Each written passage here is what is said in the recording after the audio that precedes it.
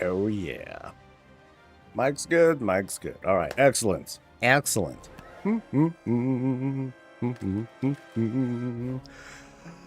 Deep breath. Deep breath, buddy. You know those moments when a deep breath just feels so good. That was me like at the top of the morning. I don't know what it was. Sleep apnea or I don't know. Anyway, what is up, everyone? This is I want to do it the other way. Coffee with the Soul. I'm your host. We're gonna chat. We're gonna talk. We're going to read some blog posts that I totally missed out on. Because these came out, I think, sometime yesterday. And I had no idea. I was so what did they tell me? I was so in my own head. That's gonna stick with me for a while because that is very much a core part of my personality. I overthink too much. How'd the interview go? It went well. You can see for yourself. The interview is out. It is up on YouTube. To watch at your leisure. There are a couple of cool things to take away from it, and some other infuriating things maybe to take away from it. But I did my best to get some new information that has not been answered yet. I tried my best to get clarifications. Some of the answers were they ended up kind of cagey as appropriate because, hey, things aren't ready yet, or they're planned, but they're just not out yet, yada, yada, yada. So I wanted to at least get a good sense of what will or will not be available for launch. That's like the big thing. So that's gonna that's going to set up or alter some people's motivation and such. So I guess my next step for housing is to continue campaigning for certain features, which is going to mean I'm gonna choose things that are my favorites, but also ones that I think are like very, very reasonable. Like there are certain things about there's certain housing features that just aren't in yet that I really think would help with the process. One of which being able to copy and duplicate multiple items, because there's going to be instances where I'm going to want to lay down multiple things in a sequence. Like, oh, I want to lay down this shelf, right, side by side, and I want to do 2 of them or 3 of them, and it would help tremendously if I'm able to, just control click or whatever, and then it'll immediately pull another one of those things out of my inventory, so I can throw it down. That would be immensely helpful. Without that, I have to go through the tedium of having to resize each and everything, and that sort of sucks. At the same time, though, we don't know what's going to happen in the next X number of months. There are certain features that will make it in, and I couldn't ask every little tiny question about, like, okay, what about this feature? What about this feature? And that sort of thing. But I did my best to learn new stuff. And I hope that it turns out useful for those who watch it. Otherwise, it was a fun talk. I'm grateful to the mod team for giving me the opportunity to speak with the housing dude. The housing dude. So that's always cool. And I think we had a good time. Let me say hi to people real quick. What's up to Dorothy, the first person to say hi? As far as I know, at least. What's up to Boomer, to Arumis, to Erithir, to Kitty Rotten, to Labat. What's up to Thorgus and Stormlilies and Froggy and to Papillion. And I'm looking at the wrong chat. Nope, we're good. And also a big thanks to Walknarf. Just finished the interview vid. Great. Thank you so much. I have not been 100%. It really sucks because I really wanted to go in there like 100%.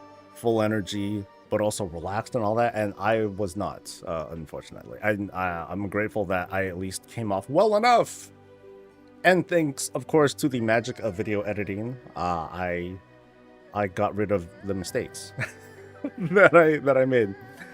Sixten, fellow creator, hey, what's up? Hey, I just saw though it has an interview video, great stuff, answered a lot of questions. Thank goodness. I know we still have like a bajillion more questions that we'd love the answers to. The most satisfying one, spoiler alert, and I'm going to test this out as soon as this alpha goes down and then the new one spins up, because that's going to happen sometime this morning, they said.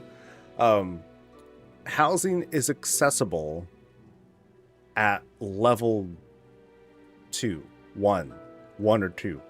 So basically, if you are a brand new player to the game, you start off in Exile's Reach, you do the quick attack this and that tutorial, and then you shipwreck on the island, you're immediately presented with a prompt. Hey, do you want to continue with this tutorial on Exile's Reach?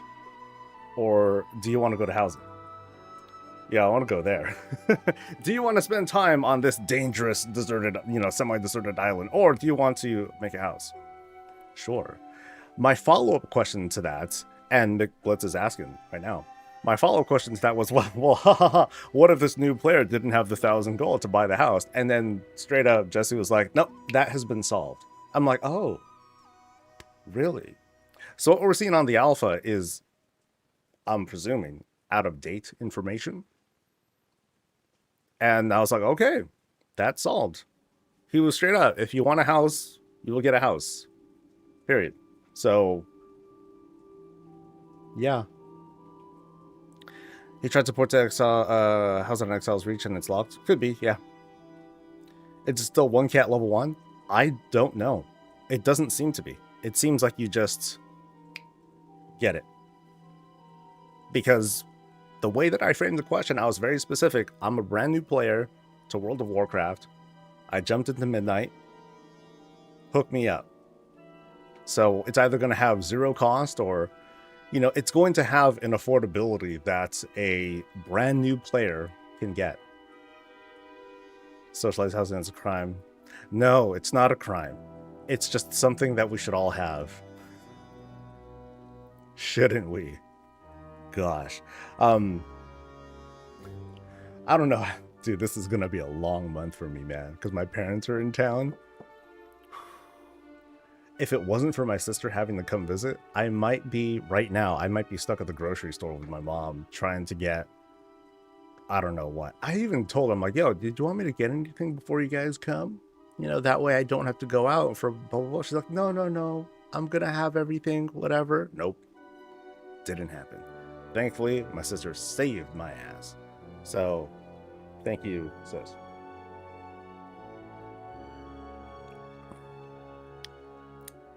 Out of the cup, damn right. Damn right. Did you get a mug? I don't know what the criteria was for people to get a mug. I think it was a lot of people, but I'm not sure. So, I'm not trying to lord this over. Well, okay, yeah, I am.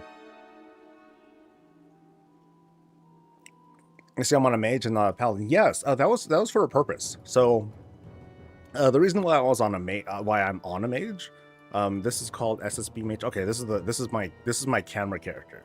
So this is the character where I was like, okay, let me get some screenshots. So let me like take this thing away, take this away, and then let's do like a cool rotating thing. Let's get the camera to pan. No, let's get the camera pan like that. Yeah, this is my camera character. Yeah. So that has nothing to do with gameplay. The other thing too is I wanted to pick up all the professions, and so I picked up as many eras of professions. Okay, you can't see the UI very well here.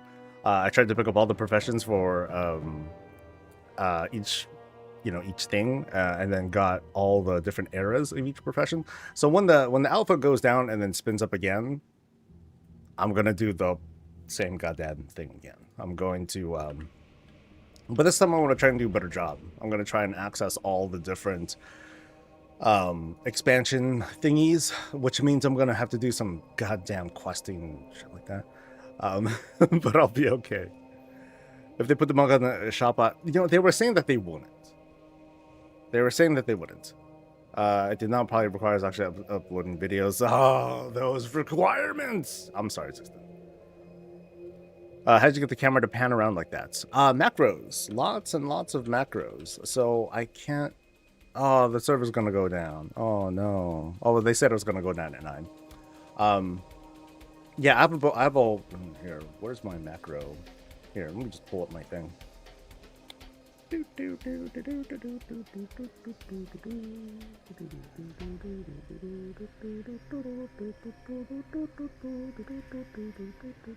here we go. So I have a bunch of macros that I just copy paste into the client. They're all kind of like separated here. And then in parentheses is the speed at which the camera pans up, down, left, right, tilt up, pitch down, that sort of thing. And then there's a big stop button. You know, when I'm like, oh no, stop the thing. And then there's also a console command to show your character on screen, whether it's on a mount or whatever. The one thing that doesn't hide though, which is kind of a bummer, is if you're doing like skywriting stuff and you have like the action lines and whatnot, like it doesn't disappear, you'll still see them. So you have to go into the settings and then turn all that stuff off and yada. So it's very, very useful. Yeah. Though these macros, you can find these on I forgot where actually. I think it was like a Wowpedia or you know, those sites that talk about like the different console commands and things like that. I'm sad I missed out on the free Farsight era.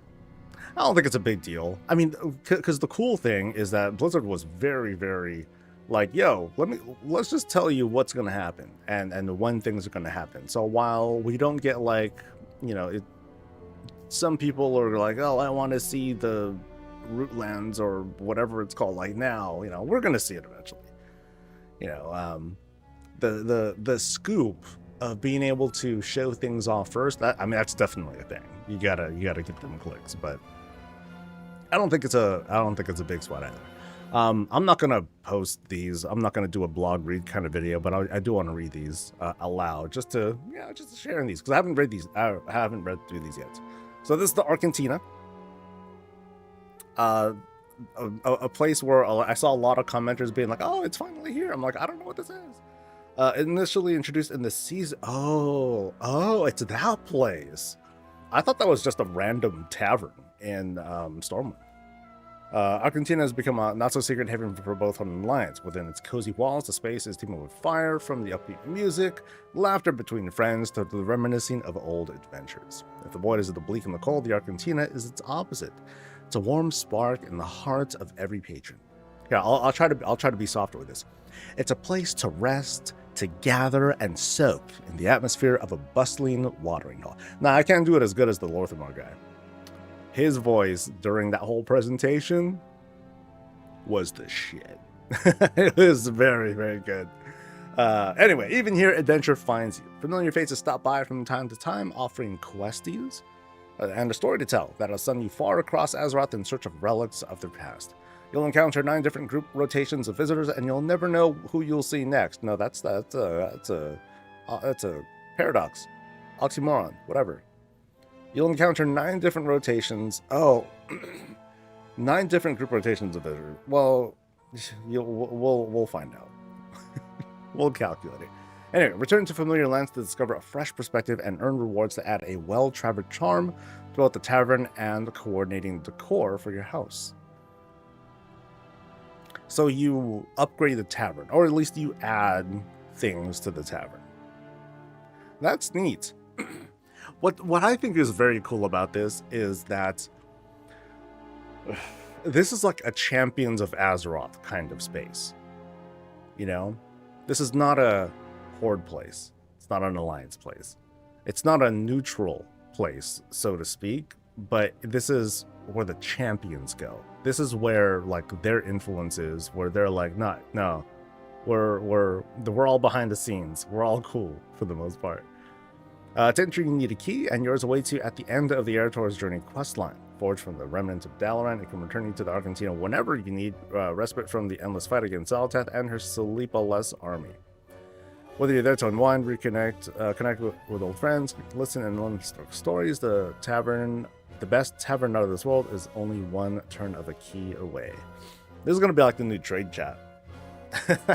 Not really, but if everyone can come here, and if there's like a channel, you know, a chat channel that everyone can talk in regardless of faction affiliation, That's gonna be interesting. That's gonna be interesting. Let's see. The Blizzard added a photo mode. Me too. 100%. Arcantina reminds me of the helm from Destiny. If you played that, I only played a little bit of Destiny 2. I got to like max level, and like that was about it. There better be an Arcantina area at BlizzCon. Oh, that it's begging for that, dude. You know, it would be you know why it would be awesome. Here's why it'd be awesome, because it would have chairs. It would have chairs. That's a big sticking point that I was saying a lot at BlizzCon 2023. Not a lot of chairs, man. A lot of folks were like, we had to graze around to keep our legs moving. You know, remember the average age of a WoW player is only going up. and the demographic of a BlizzCon attendee is higher than that of the players, because older people have money, probably, maybe, sort of. You know, you tend to see an older demographic. I mean, you see all sorts, 100%. But it tends to be an older crowd that shows up to that sort of stuff. So yeah, chairs, big sticking point. Will I share my profession spreadsheet? Not at this time, no. The big reason is because it sucks. Like, it's full of information, but it sucks, dude. Like, it's so poorly organized, and there's all sorts of errors and stuff. Like, it's not... Yeah, it's very much like a work in progress, but not the kind of work in progress that I want to, like, just share. Especially because people are going to take it and then run away with it, and then use that for, you know... Like, I gave you the information. Like, the most important stuff, like, hey, here are the items that you need. You just don't know how much.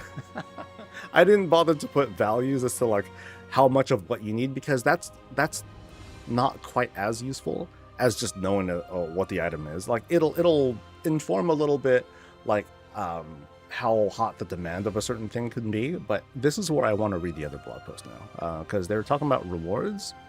So let's see what this one's about. Good idea. I'm like all sorts of jacked up.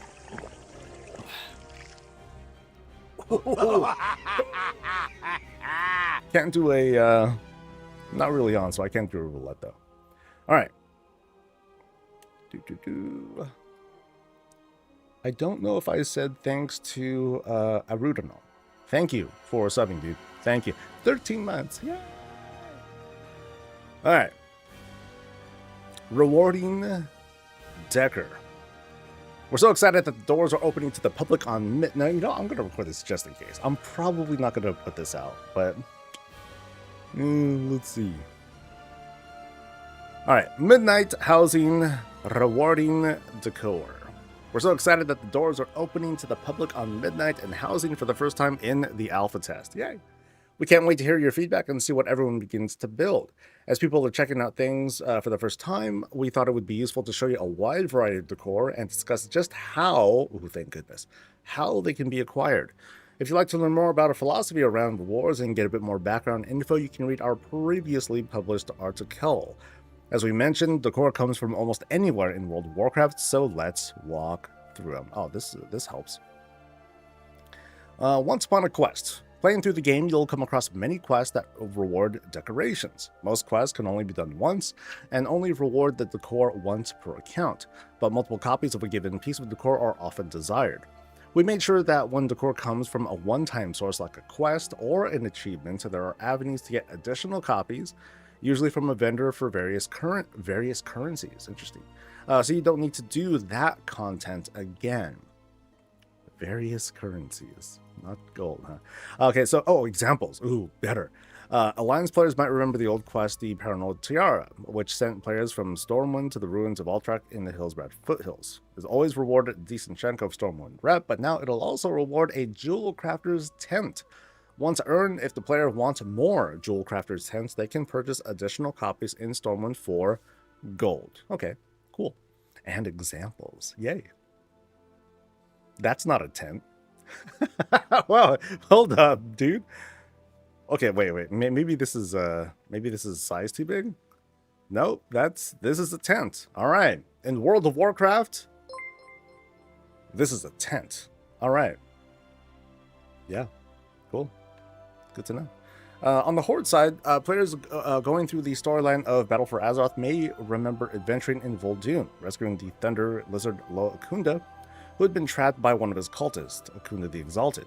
After finishing the quest, Clearing the Fog, players will earn the decor Akunda the Tapestry. They can then purchase additional copies in Zuldazar for war resources.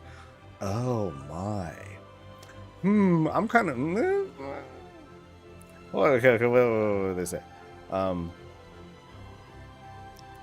Okay, so you don't need to do that content again. So you don't need to do the quest, but you're going to be doing things for war resources. They updated the page. Oh.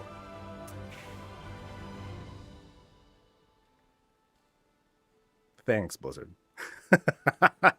I swear, I only accessed this article like, I think I pulled up this page like maybe 20, 30 minutes ago. So anyway, okay, there's the tent. There's the thing. And yeah, war resources. So I don't recall how easy or hard it was to get war resources, but okay, I'll take that. All right. Finally, on Kunlai Summit, players may have climbed a mountain to help a seer reach the top and learn more about the late Pandoran Emperor Xiahou. In addition to some very stylish footwear, players will now also get a Xiahou ceremonial bell to place in their house. Afterwards, more copies can be purchased from lore walkers in Veil of Eternal Blossoms. Why is this one being singled out? It's kind of messed up. So there is... Okay, that's not the same model as the Divine Bell. It'd be really interesting if it was. With Midnight's launch, any quest that grants decor will do so retroactively for anyone who has completed them. Cool. Now, something that I want to point out, like, when we started the alpha and we saw, like, what we had available for decor, it wasn't a whole lot. And I think that, you know, it helps to kind of give a better perspective of what the housing budgets and everything is going to look like. Like, what's it really going to be like for a new player? You know, a player new to housing, when they come in for the first time, they're only going to have like so many things to decorate with. And so some of the early commentary from folks being like, what? It's only that big, but I have like a bajillion things. Do you really have a bajillion things? Could be, because people are going to be, you know, once early access starts, people are going to start preparing and doing all the stuff. And we still don't know how early access is going to work. Like, can we level up at all? My impression has been no, because that seems unfair to folks that don't want to spend the money on pre-orders. You know, they have that principle and all that, and I respect that. So I don't think that, you know, being able to level, I don't believe that should be a thing. But it does give a good perspective on like how we'll start from, we'll have like a humble beginning of sorts. That's kind of how I'm looking at it. All right, what an achievement. Similar to quests, some achievements award decor once, and again, only once per account, and then unlock the ability to acquire more copies elsewhere. For example, the achievement More Dots, from completing Nixia's Lair, awards the player the decor Head of the Broodmother to mount on their wall or anywhere they like, really, like in the air. Or just have it suspended in a certain spot so people can just like stand under it and be like, oh, look at me. Anyway, if the player wants additional copies after earning the achievement, the Goblin Innkeeper Axla and Mudsprocket will sell the player a definitely real, not at all fake Head of the Broodmother that may not be real, but when used as decor, it is indistinguishable. That's fine. I would love it if there were actually two permutations of it. One that just said Nixia's head, and the other that, you know, did to have that long old name on it, just for fun. I mean, maybe you can do that anyway, because I don't know if you can customize the colors on the frame here. That'd be kind of cool. Completing the enormous achievement Back from the Beyond requires the player to do virtually everything the Shadowlands expansion has to offer. Good luck, buddies. It'll now award, in addition to the existing mounts, the Portal to Damnation. Oh, that's dope. After earning the achievement, if the player wants more non-functional Torghast portals, they can purchase more from Venari in the Maw for a tremendous amount of Stygia. Good luck with that. Finally, for PvP players, the Master of Twin Peaks achievement to earn through activity in the Twin Peaks battleground now awards the Iron Dragon Mog Gate decor. After the first is earned, additional copies can be purchased in capital cities from Marks of Honor. Oh, dude. Wait, does this work as a door? Oh, that'd be cool. That's a sick door. Yeah, that looks pretty cool. It looks like it probably isn't an actual door, but it'd be so cool if it was. Because I think if it was, then it should come with like a full frame to accompany it, because it'd be kind of messed up, not having that. But I'd still use it anyway. But it looks like it's just like a gate. So after the first adjourn, additional copies can be purchased with Marks of Honor. So it's like, yo, dude, do you want to buy this PvP ensemble, or do you want like this, this gate with a gently used Horde insignia that was obviously used for, making wine, right? Doing the grapes and like stomping that thing, and then they're like tough grapes, so you stabby. Yeah. Just like the core earned from quests, players who have already completed an achievement that grants the core will be rewarded retroactively. Cool. You're getting a reputation. Reputation with the various factions and cultures of Azeroth is another avenue to earn decor. With the launch of Midnight, there are over 100 people. Let me reread this. With the launch of Midnight, not early access, but with the launch of Midnight, there are over 100 pieces of decor possible from across 26 different factions across almost every expansion, and we'll be continuing to add more legacy decor to various factions over time. This is a big sticking point. And we'll continue to add more legacy decor to various factions over time. So, double check your lists, see what you got, and if it ain't maxed out, you better start doing something. So, you got to do that Frenzy Heart versus Oracle rep. You got to do that Aldor versus Scryer kind of rep. Oh man, I got to do. Oh god, there's that one faction in Revendreth, Unavowed. Avowed, whatever. Oh, I'm gonna do that one. It's gonna be fantastic. I'm gonna have so much fun doing it. Okay, so Lore Walker's bookcase, there's the real bookcase, and then an empty bookcase.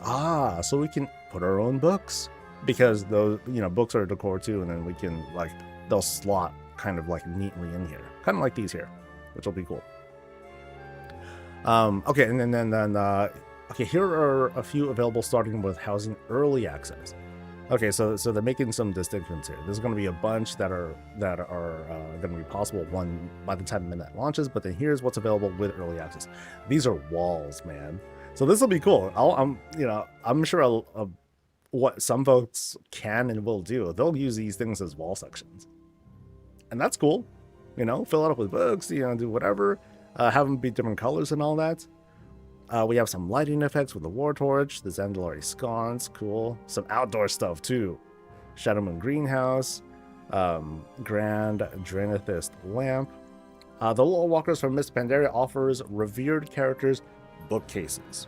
Okay, so this is pretty much the checklist for people to start working on things now if they haven't done so already. They have two versions available, one with and one without books that we saw. Talanji's Expedition, a Horde faction from BFA, sells Zandalari Torch decor, including the Zandalari War Torch and Zandalari Sconce for reaching Honored. Warlords of Drannel's Council of Exarchs faction, open to Alliance players, has an entire Shadowmoon Greenhouse and Grand Draenethist Lamp available at Exalted. Now, I know that they were talking about the house having restrictions, but it didn't seem clear that individual decor would have a faction, would be, faction only. Now, I prefer that. I don't mind as much that, hey, you need to at least play the other factions so you can get the decor in the first place, but then anyone can place it regardless of which spot you're at. Because technically, can I put this out in my house? I think I should be able to, right? Shop with the neighborhood vendors. The vendors in the housing neighborhoods are happy to sell the players additional decor themed and created for their neighborhoods. This decor is generally inexpensive to give you a quick start on your housing journey. That's going to be a big sticking point too. No, okay, not a sticking point. That's a big plus. Is that the folks who are just getting started, who might not have played for the past 20 years. It's like, oh, dude, where do I start? Folks like me might be like, dude, you just got to play every expansion, man. It's easy. And then they'll be like, dude, this is, yo. But this is a good avenue for folks to get started with having stuff. You know, as long as it's like cool basic stuff, like these gazebos, which is great. This, although I gotta say, these pictures, they make me really want to rethink, what faction do I want my guild to be? Do we want to go to the Stormwind spot, or do we want to go to the Durotar spot? And I'm not sure. I haven't seen the Stormwind one yet. I've only taken a tour of the Durotar one, and while it's nice, it has the cool beach area and all that stuff, it's also very brown. And you know me, I love brown. But it's, I don't know, like it feels like the biomes are a bit more limited. I don't know. I'm gonna have to just take a look and like walk around and see. And I'll see what the guild thinks too. Their takes will matter a bit.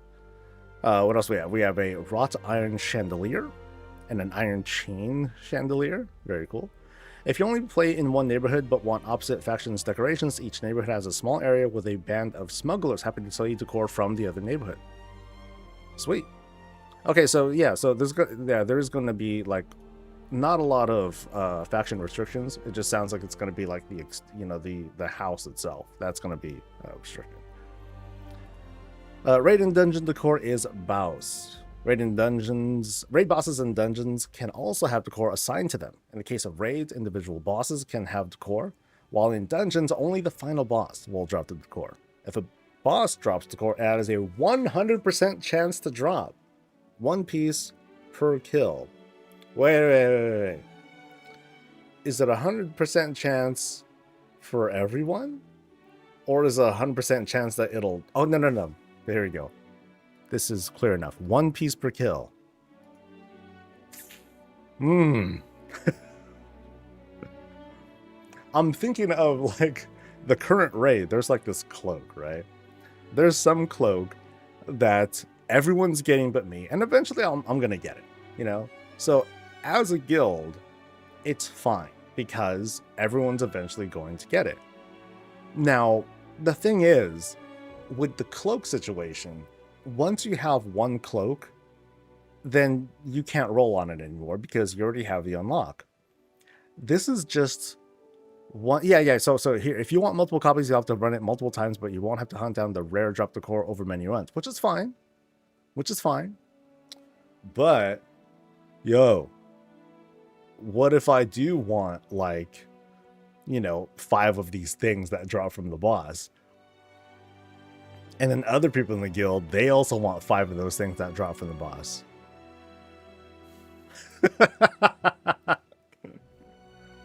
I'm going to be like, GM card. I'm going to pull that one, guys. I need this one. We'll see.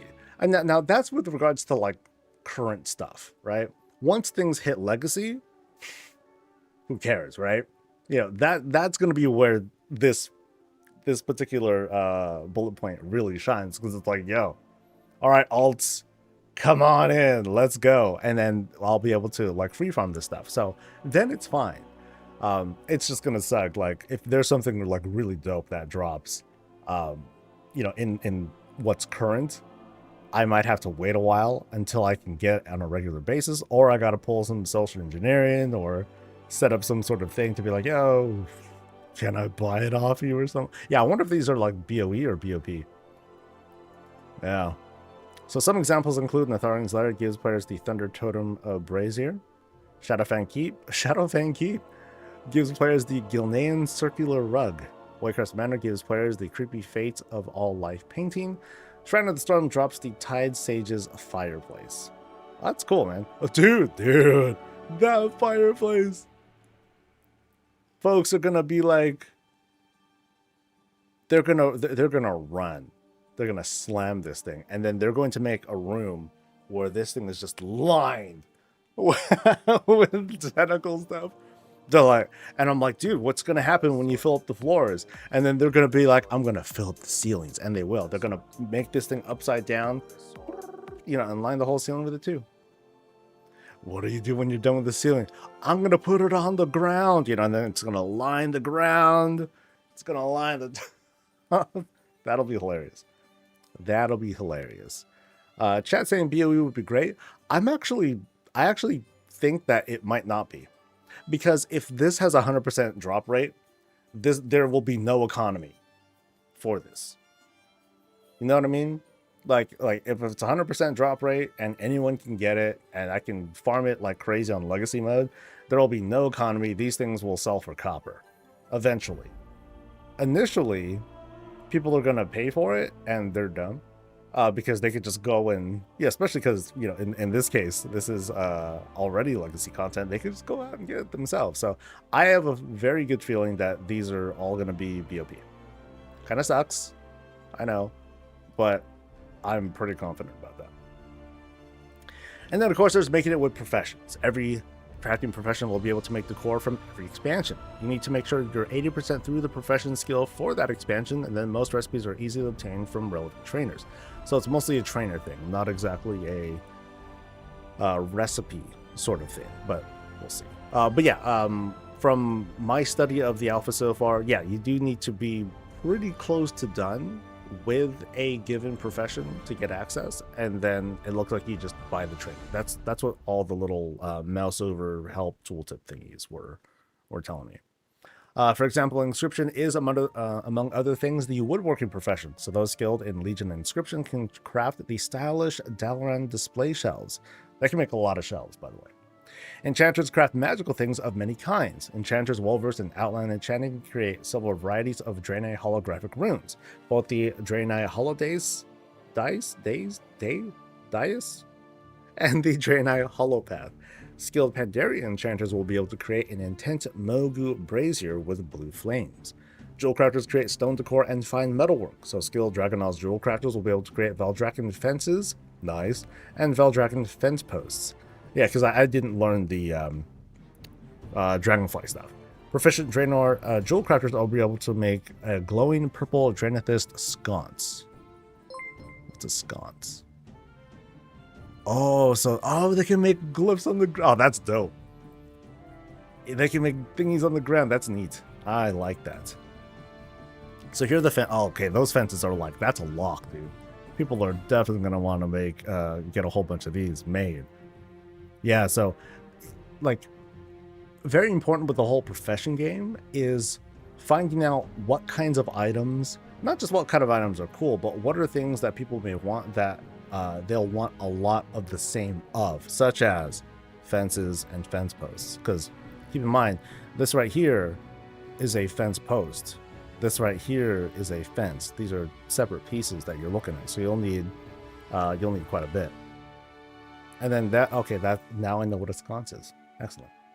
And then taking on Endeavors and Dells. Endeavors and Dells will also be getting decoration rewards, but you have to wait until the launch of Midnight to learn about those, which tells me no actual Endeavor progression is going to happen during early access. This only represents the main areas of decor acquisition, but part of the joy is going to be discovering just where else things can be found. We're here to hear what you're looking for to make your house into your home, so please let us know. And for those of you in Alpha, send us not only your bug reports and feedback, but also share your creations. We can't wait to see what you come up with. So, Alpha is down now. I don't know when it's going to come back up. What I want to do, I still want to do the QR code thing. If I can get that to work, then I'm going to make them rewrite the TOS. If I can get that to work, that's the goal. I have a feeling I'll succeed with that. Let me read chat stuff.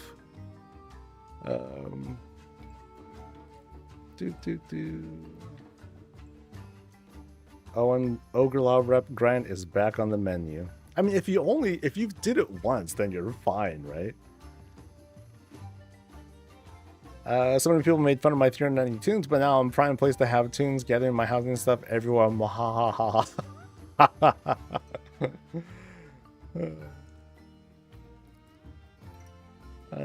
I need a list to see what I really want. Dude, a list is not going to be enough. One thing that I think is missing from from housing is an actual preview of stuff that we do and don't have. Maybe I wasn't looking hard enough, but I want to see what I just want to see previews of everything. I think that's reasonable. That might be a lot of scope, but I think that's work that's worth putting into, because it'll help.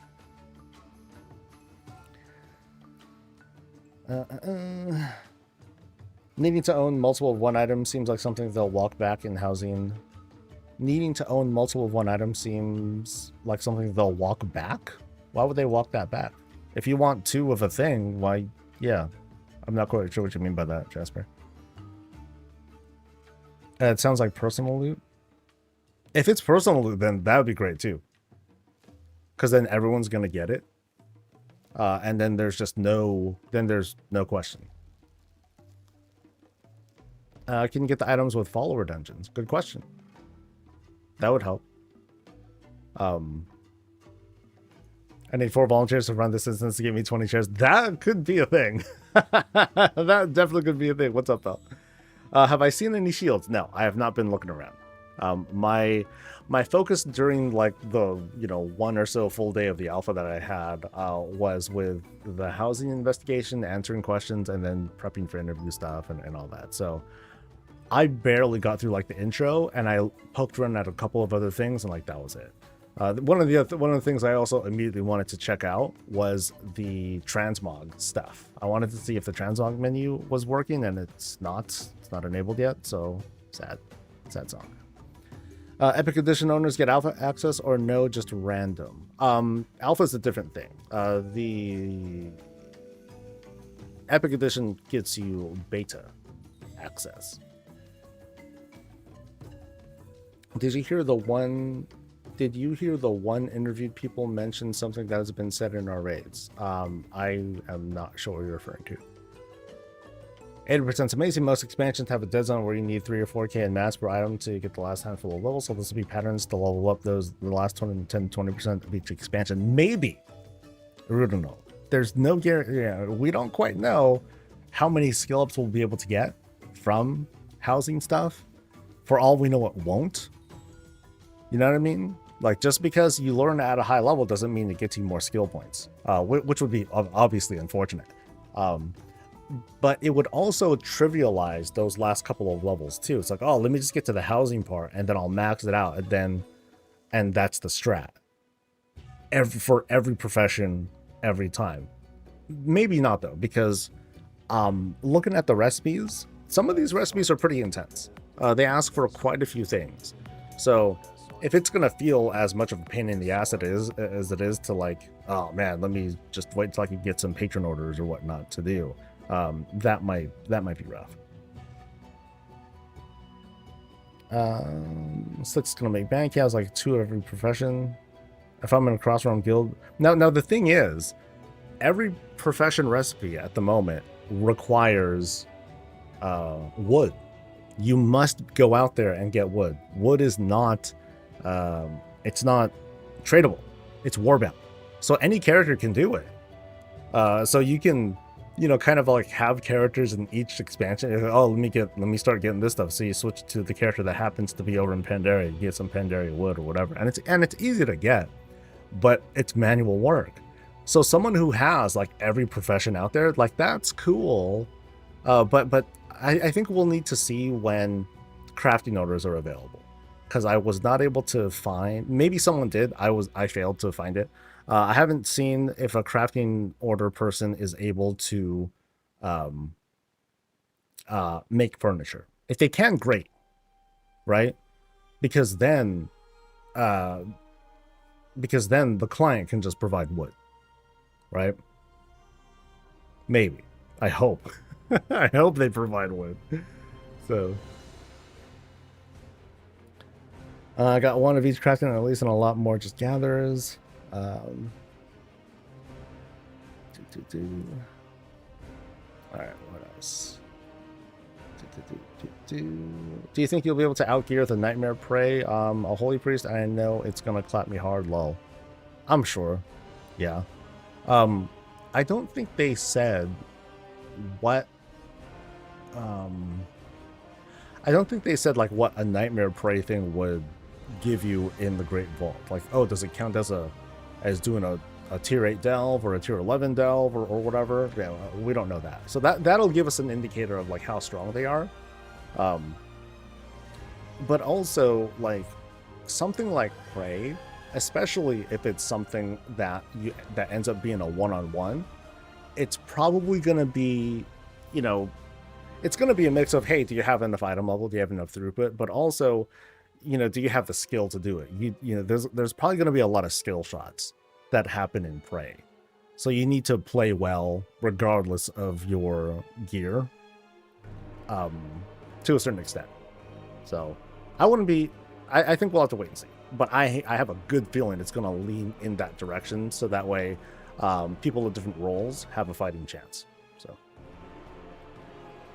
have I heard anything about how guild communities are going to work? Will you be able to get one of each neighborhood, or do you have to pick one? If you're in multiple guilds, then you need to make a choice. That's the long and short of it. I will say what was said in our raids and raid tonight that a person you interviewed said. Okay. Alpha's not in the game. It's basically a preview. You don't want to do an alpha. The class changes that have been addressed unless a major... Some people like the preview though, HOTS. You know. With the removal of DVM and Bigwoods and... Wait. Are they removing DBM and Bigwoods? I didn't hear anything about that. Yeah. Was there a statement there? I know that Kelly all combat. Okay, there's a certain. Okay, I think I know what you're talking about. So during one of the group interviews, the UI guy, I forgot his name, Cash, I forget. There was a conversation where he used certain phrasing that said, oh yeah, all combat add-ons are not going to work, blah, blah, blah, blah. The question that prompted him to say that was, hey, you know, I forgot what it was. I can't play it out loud. I'm not allowed to play the thing. I think WoW had transcribed it. But the question was about add-ons that track external cooldowns. And that's when he said, no add-ons are going to do that. We're going to have our stuff do that. But it was a very specific question. So, and I think people ran away with that, saying, oh, all combat add-ons are going away. So people were saying, oh, DBM's going away. Details is going away. Yada, yada. I'm like, whoa, where did that come from? So, yeah. Like HOTS is on the money there. So like you'll be able to still see things. Like, so informational add-ons, that's fine. It's just that how that translates into what's possible with add-ons, like it's one thing for an add-on to give you an alert that says someone has the bomb debuff, you know, as opposed to an add-on saying directly to a player, you are the bomb, you need to go here. That's what they want to prevent from happening. But just telling people that someone's the bomb, that's fine. But yeah, the whole conversation, that was about tracking external other people's cooldowns. And they do plan on having something like that. It's just going to be their own thing. So yeah. So I want to make that clear. If we are talking about the same thing, that is super, super misleading. I could be wrong, but the impression that I have is not this whole hyperbolic thing that people are trying to push. Like, they're not trying to kill all the add-ons and stuff. Like, I think, I forgot where it was said, but they said they are not going to mess with the advanced combat log. People will still have full access to that, which is what a lot of add-ons like DBM and whatnot rely on, because they rely on, yes, and for timers too.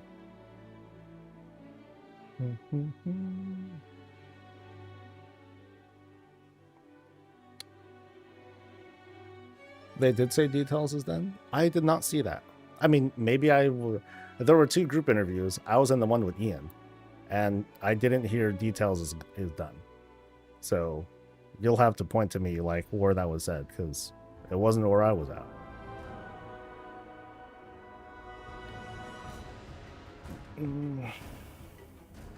Yeah, that's the quote. So that was from that was again, the question there was with regards to external add-ons. So yeah, I think let me cover that link.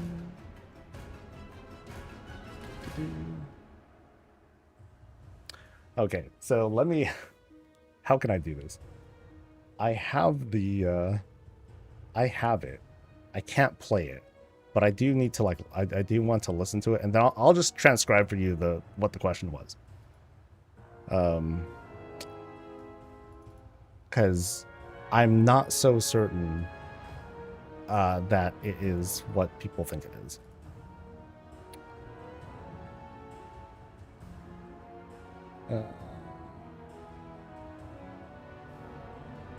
Yeah, I gotta switch to here real quick.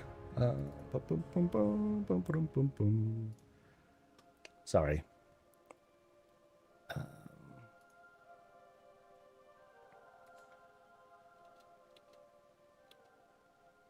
So can you guys hear this?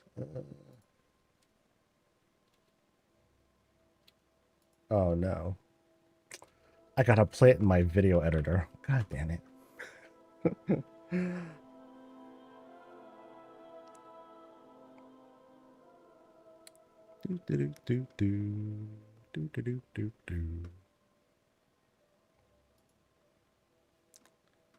Actually, I'll just switch to... No, I can't do that. I'll just leave it on here. Okay, so...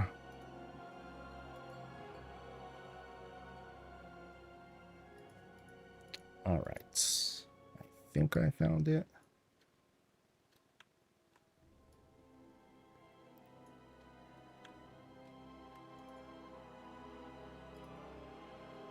Hall of Fame stuff.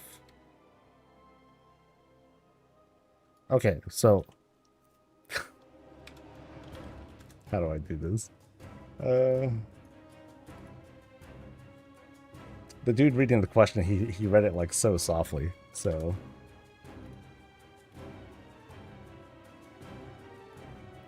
Talking about blocking access to...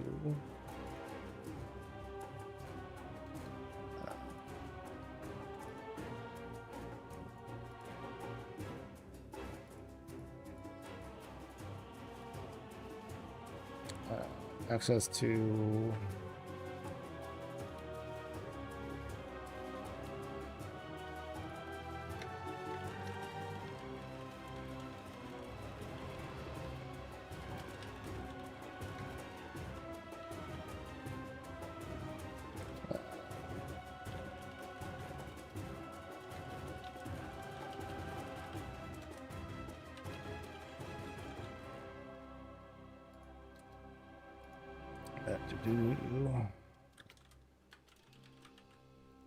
Okay, so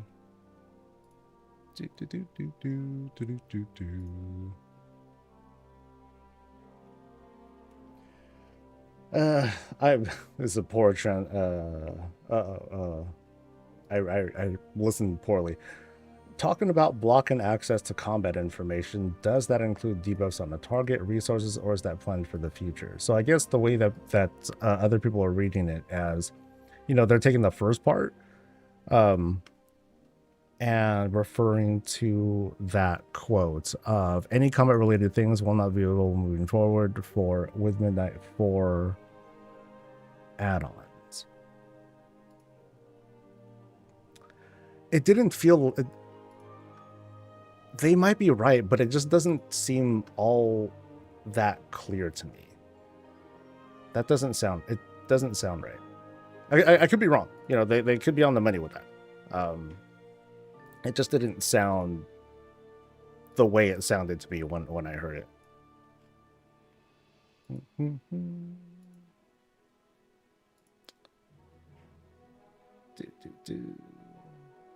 Add-ons won't be able to read combat state and combat information in real time anymore. Encounters will be built around this change. Yeah, is that a quote? Or is that MMO Champion saying stuff and you're quoting MMO Champion? Ian said that some code that add-on markers use changing, so add-ons like DBM and others will not work, but that's why some of the add-on makers are getting into the alpha.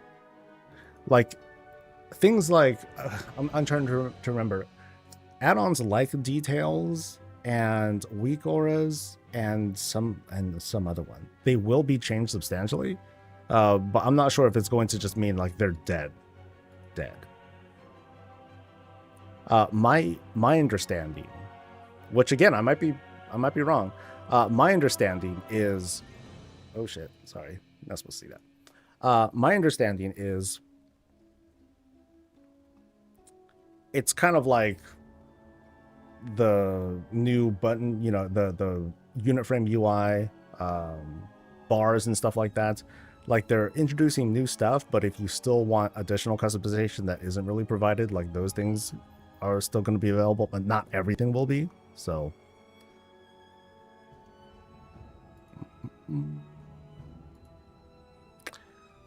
yeah, so that's not right either, Grim. So its UI adjustments will be available, as well as the way information is presented to you.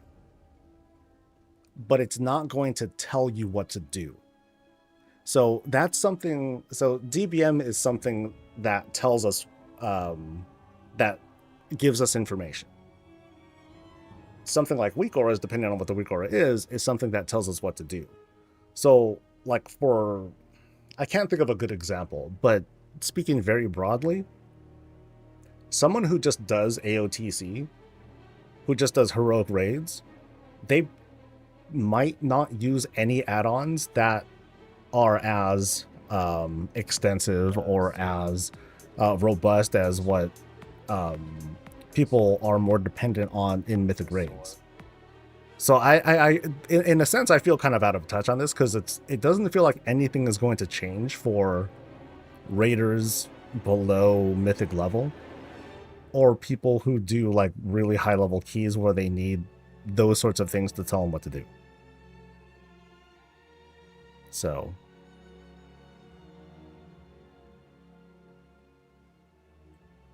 what I took that as is exactly what you said, speaking verbally versus text is hard. It is hard, right? Even if Blizzard implements all these features, that will have dozens of tabs needed to fully customize Plater, for example. I agree, but I think that's what Blizzard has a problem with. It's less the customization, which I think that they should, you know, try to have a lot of. But what Blizzard has a problem with is a nameplate where you can see, oh, that's the caster. They don't want that. They don't want that to be a thing anymore. Is it true you won't be able to unlock mythic transmogs by upgrading hero items anymore? Currently, yes. That's the understanding. And that's how I'm taking it as well. So for me, like, people, so a couple of things are going to happen from this. One, people are going to get pissed, right? Two, player behavior is going to shift. So things are going to happen where you're going to have people who no longer run Raid Finder for the purpose of just unlocking transmog, because they don't have to anymore, really. Instead, people are going to shift to just other activities, other things, but there's going to be a greater focus on legacy raids, legacy farming. When that time comes, people are going to go nuts and go for those. To a certain extent, player behavior might not change too much, because someone might be like, okay, well, yeah, the armor thing, that sucks, but I really want like weapons and stuff. I really want weapons too. And yeah, that's going to throw a wrench in things anyway, because some people who want all the weapons, they're still going to be like farming everything.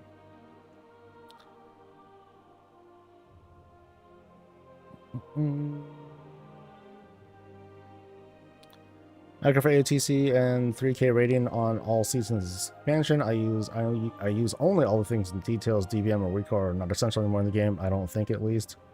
I don't think so either. Um, but a lot of folks, they're looking at this from the accessibility angle, and none of us really fully understand the scope of what it is they're going to do with, with certain add-ons are going to be disabled. There's going to be people who have like very niche or very specific needs that these changes are going to screw up, and it's going to be up to Blizzard to make sure that those people aren't going to be feel left behind. But the answer to that isn't going to come from, oh, we're just going to let people have access to those add-ons anymore, or they're going to give access back. It's going to be more like, okay, let's just change encounter design so that people don't have to deal with that specific situation anymore. So there are two ways that the devs can handle this. Of course, people will just like no changes and they just want the whole add-on war to continue. But clearly, it's also untenable because there are people also complaining that, oh, there's too much dependence on add-ons. So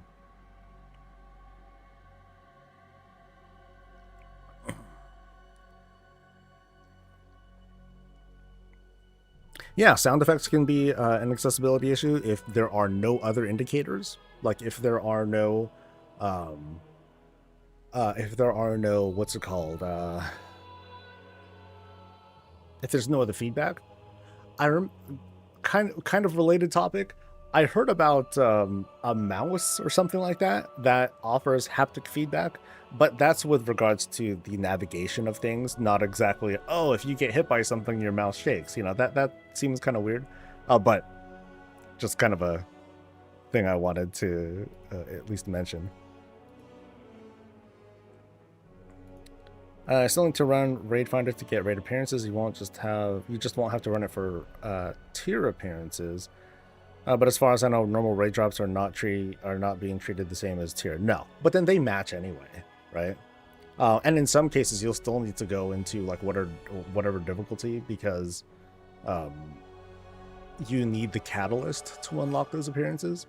At the same time, though, like for me at least, I was like, oh, that sucks. But then, I'm like the fucking king of copium here. I'm like, oh, I'll just wait till legacy mode. Then I ain't gonna trip. That's it. So now that whole thing with unlocking appearances and whatnot, now for me at least, it's going to be easier because I don't have to sweat it so much, because I'm just going to wait till legacy anyway. And like that's what I've been doing. So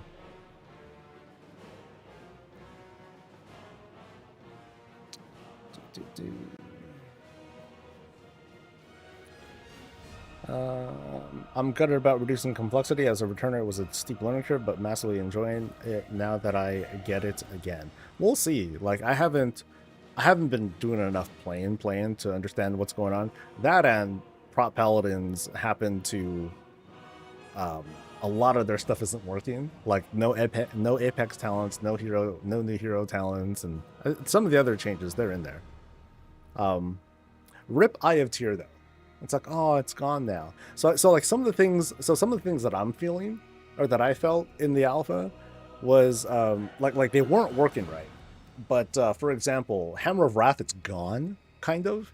What happens instead is at low health, your judgment becomes Hammer of Wrath, right? So it's just kind of like baked in. Your rotation or whatnot doesn't change. I don't know. I don't remember what happens if you pop wings. Like, does it become Hammer of Wrath at that point? I'm not too sure. So maybe it doesn't, and I think that's okay.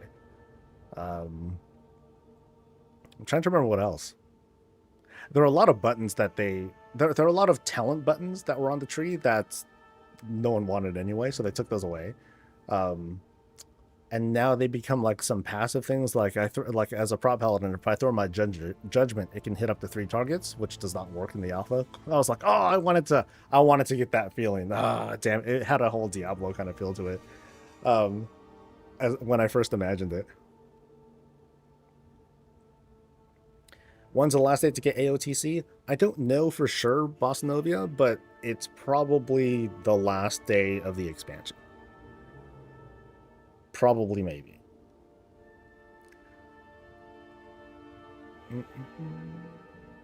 Accessibility and rating is a red herring anyway. The deaf guild clears shit faster than half the guilds in the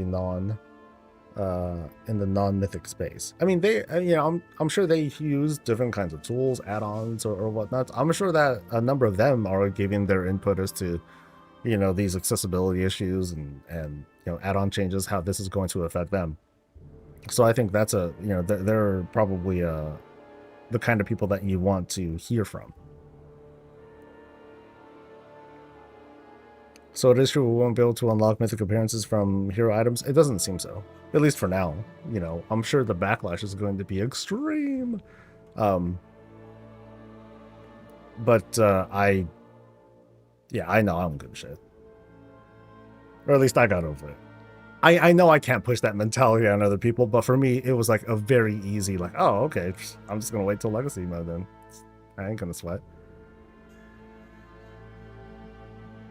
Need to look at survivals patch notes and look at what's changed. There's the patch notes for like every class are like extensive. I'm like, this is a lot. I remember when they first gave us when they gave us an early version of the build notes, they're like, yeah, watch out, they're long. And I'm like, okay, let's see how long. Oh my god. Fuck.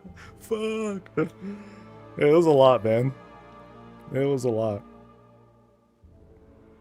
What item levels recommend to get in a heroic pug? I have no idea. I think it makes sense why are you getting an appearance for something you can't or aren't doing? I get that. I get that line of thinking, Grim, but the thing is, we've had 6 seasons of being able to do this, and now it's going away. That's not gonna feel great. That doesn't feel great. And also the way that I look at it, it's already enough. I feel like it's already enough that we only get us delve people. We get what? 30, at most 30 gilded a week, maybe that. It's a little bit tougher for us to get hero track gear, because there's only so many sources. We only get so much gilded too. And once we do get that sort of access, it's not like the gear is like super, super strong either. It's just the best that you can get. Getting 6 out of 6 hero or 8 out of 8, in next week or whatever. It doesn't feel like that far of reach to just be like, oh, let's give them the appearance too. Why not? No big deal. I mean, I was happy with, hey, you can't get that mythic glow thing until you do the mythic raid. I think that's cool. I feel like that's fine.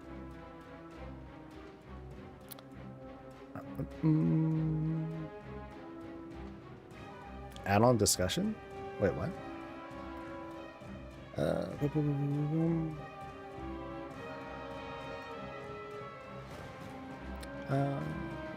The fact that heroic raiders are stuck in the same loot tier as Dells is kind of nuts. In a good way or a bad way? Yeah.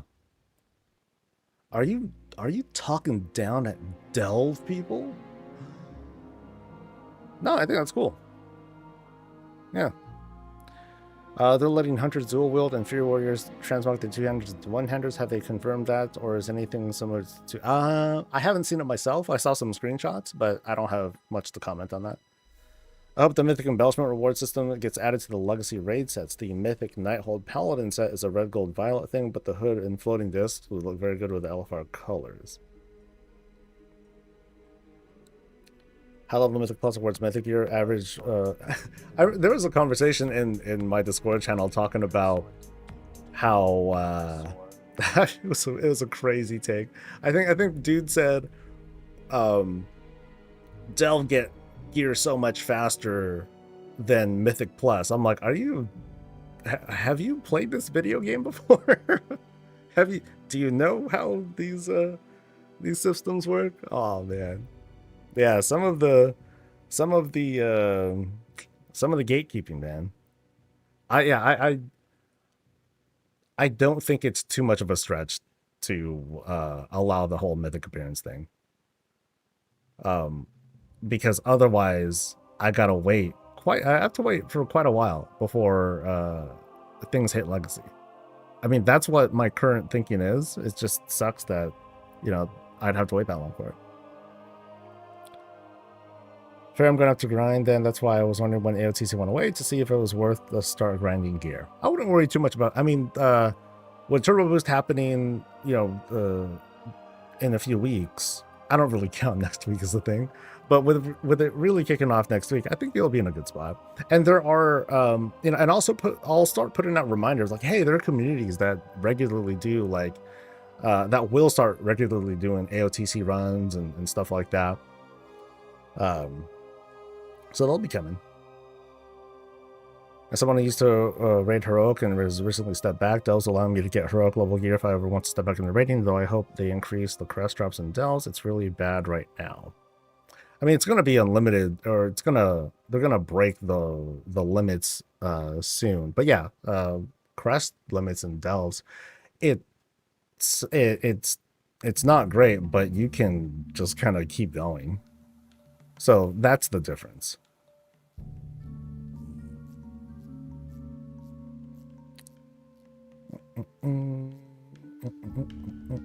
But yeah, I know I'm out of touch too because I raid and stuff. Sorry, I need to see like if or when these things are going to be flagged. All right, let me check my client actually. Yeah, I can close this. Thank you for your service, Alpha. Goodbye. What was my Beige Lich? Beige Lich.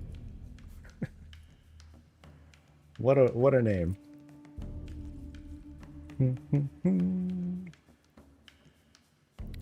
I'm happy they're removing Valor Stones. Yeah, like it didn't affect me, but it affected other people very punitively. So it's like, oh yeah, why not just remove them? You know, so no big deal.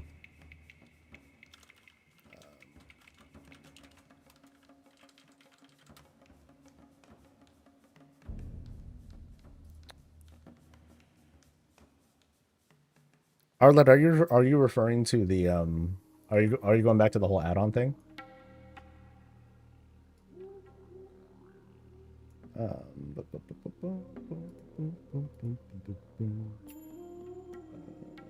Nope, not flagged for anything. Bummer. Oh well.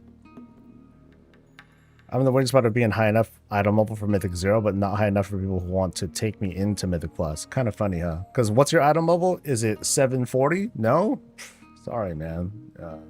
No +2s for you. And I don't think, yeah, they didn't say anything about like, hey, let's have a queuable Mythic Plus and stuff like that. I think that's a recipe for just total disaster. Is the alpha up? As far as I know, no. Or at least my account has not been flagged for alpha yet. I think they said they wanted to do it starting at 10. So that's in like 11 minutes, but we'll see. I might need to like do a reload of the client when the time comes or something. It's like 5 to 10 crest per tells at tier 11 right now, for example. So if I want to upgrade into a hero piece, I'd need a silly amount. Yeah, like some of the counterpoints to that, Kaz, is like some stories can be done in just a few minutes, even at a tier 11. Like if you do certain ones, or if you can identify certain ones. I don't have any knowledge of this. But there are stories that are much easier than others. So if you just like find the one that's good, you sprint to the end and you get 10 crests in 10 minutes, and that's pretty good. Pretty good.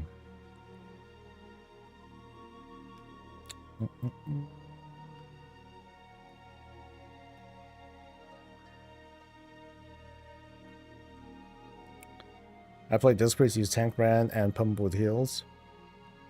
They'll destroy the ads for you. We know what the tier sets... Do we know what the tier sets look like? I don't know. I don't think so. I think I remember trying to look at sets, and I saw some stuff, but I didn't really see much. Now I can do a roulette. Yes. You can get some, yeah, that's the other thing too. Sometimes you'll get like the flicker gates that'll just take you to the last boss and like you're done. Nice and easy. All right, let's see. What do we get? Let's go. Nice. Two-hander with a quiver. Not two-hander. But we got a quiver. Hell yeah. Now, of course, it's kind of random, right? Whether you get those gates. Your best bet is still going to be like, do the story. Or otherwise, try to jump into a delve that has... where you can kind of easily see where the gate is and then just refresh until you do it. It's pretty degen if you want to go that route, but if you're really starving for crests and whatnot, that's going to be the way to do it. Next week, at least. Once, or not next week. Once Turbo Boost starts on the 21st. Tentacle hair is epic. I love the Predator look. That's how I've looked at this thing. It's hella sick. Yeah, but I'm sure there's a guide out there that's like, oh, what's like the best story, you know, and you'll be able to find some answers there. Okay, so haven't been on too much. I know I want to make a shield, though. Yeah, Papa needs a shield. Let's go home. Wait. Papa needs crests. I need to do those. Yeah, never mind. Been in stuff for so long, I might as well wait until after add-ons are gone before relearning everything. That might be a good idea. Or, you know what? Just don't play with add-ons. Yeah, just do that. It's easier. Boom. Good to go. We're gonna do... everything sucks. Damn. I'd rather do, like, delve stuff. I guess that's technically the fastest thing, but... boy, is that activity a letdown. Is the alpha over? As far as I know, yeah, it should be over now. At least for the early stuff. As of right now, they're starting some transition-y thingy where they're gonna flag our actual accounts. Like we were given accounts, but in this case, they're going to flag our actual Battle.net accounts for alpha stuff, and then hopefully not have to. I might have to do a big re-download of stuff because technically they said the build that we had was an employee build, or it was a staff build that they don't want data mined. But I'm sure they data mined it. Someone data mined it. 100%. Did you see the War Within meta achievements that I posted? Yeah. I only talked about it briefly in a video, but it seems pretty accessible. Like, for the most part, you do need to do the you shall not pass thing. You need to do... yeah, it's not nearly as bad as... even the Dragonflight one was pretty intense compared to this War Within one. So, yeah. It's not so bad. There's no way the meta is done? Maybe not. But the fact that it's, you know, a version of it's already there, it does give us a pretty good indicator as to, like, what we should, like, put some focus on. Is there a delve thing? No. Okay, so how many things do I have? I have 38 on me. Oh, okay. That works out. I just got to do things. So let's go to here.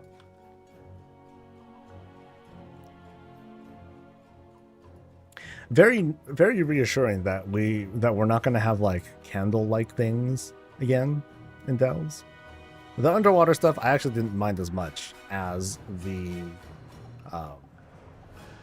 actually, no, I guess I'm glad both are gone because people were just using, and myself included, I was just using the Kalak fishing pole to bypass the whole underwater thing. I'm like, haha, all done. DF meta is long. Yeah, the Dragonflight and Shadowlands ones, they're pretty intense.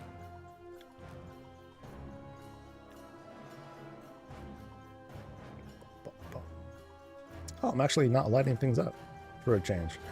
Interesting. Well, let's go.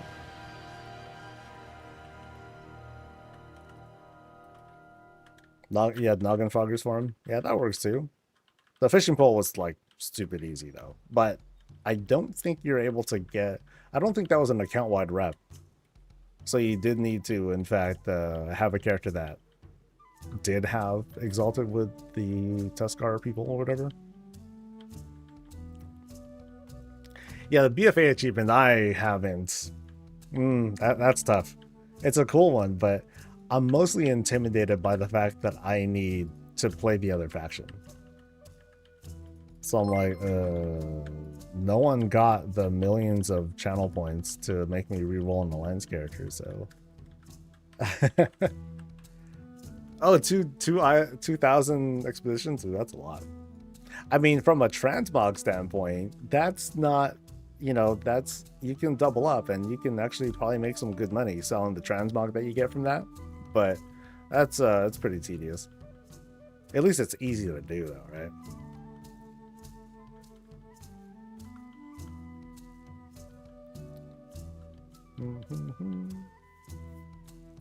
All those world quests you have to do on a timer? On a timer? Oh, I'm not, yeah, I'm not knowledgeable of that.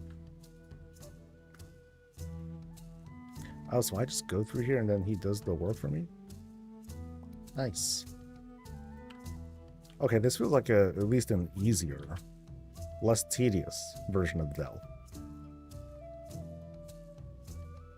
Complete a quest and world quest in 30 seconds or something. Oh, that's crazy. Do you think we'll kill Dim? What's oh, I'm never gonna get that, Grim. I hope so. I will endeavor for it. I'm feeling okay enough to like talk and everything, so I can at least do that. Yeah. Hopefully people just aren't acting all crazy and stuff, like they were Tuesday. Think you saw the portal? I see a portal, but not like the... We'll see if it turns into a thing.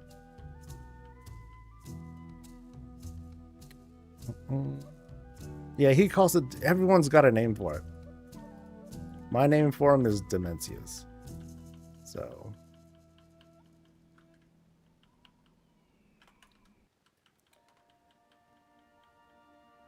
have I got a glimpse of midnight armor sets? I have not. Yeah, not even leveling stuff. Because I haven't been playing alpha or doing campaign or questing stuff. I was mostly looking at systems, housing, stuff like that. So, not yet. However, the fact that this first official alpha can be data mined, Wowhead's good. Wowhead and MO Champion, they're going to be all over it. You will see it. Did I see the Pandaria Heritage Armor posted in Discord? I think I did. Because I saw... Okay, I didn't see it posted anywhere, but I did see it in game. I'm like, oh, what is that? And I didn't really notice that was like the Pandaren Heritage stuff. I was just like, oh, cool, little flappy thing up front. That's neat. But then that's all. That's really all I had to say about it.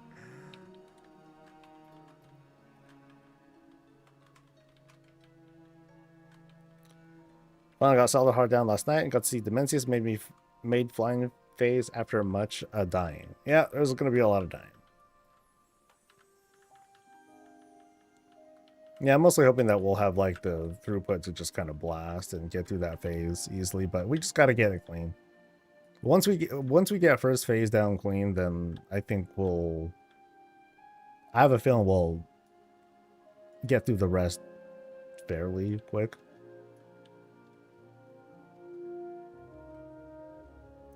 How do you know it works with the digital items and the head start? Do you know how it works with the digital items and the head start for people who just got the physical collector's edition? I don't know yet, but I have a feeling, just a feeling, by the time December 2nd hits, you will have your codes. Because you should. Because that's when the housing stuff starts. And if you don't have your codes by then and you don't get access, then that's going to feel like deceptive business practices or something like that, right? Yeah, so that's the expectation that I would say. Maybe not now, but within the next 2 months, you should probably get a code. Hopefully sooner, you know, so you can enjoy, so you can check out the items and mounts and stuff and have fun with that.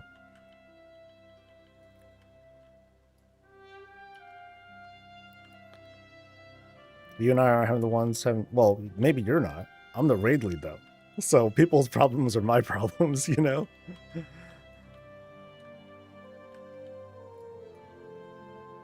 Must be nice.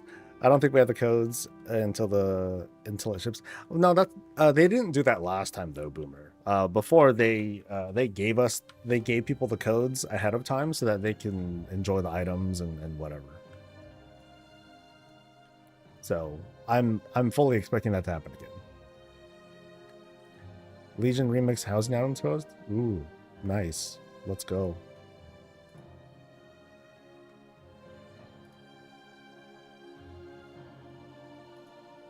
Nope, that's not it. I don't see it. There it is.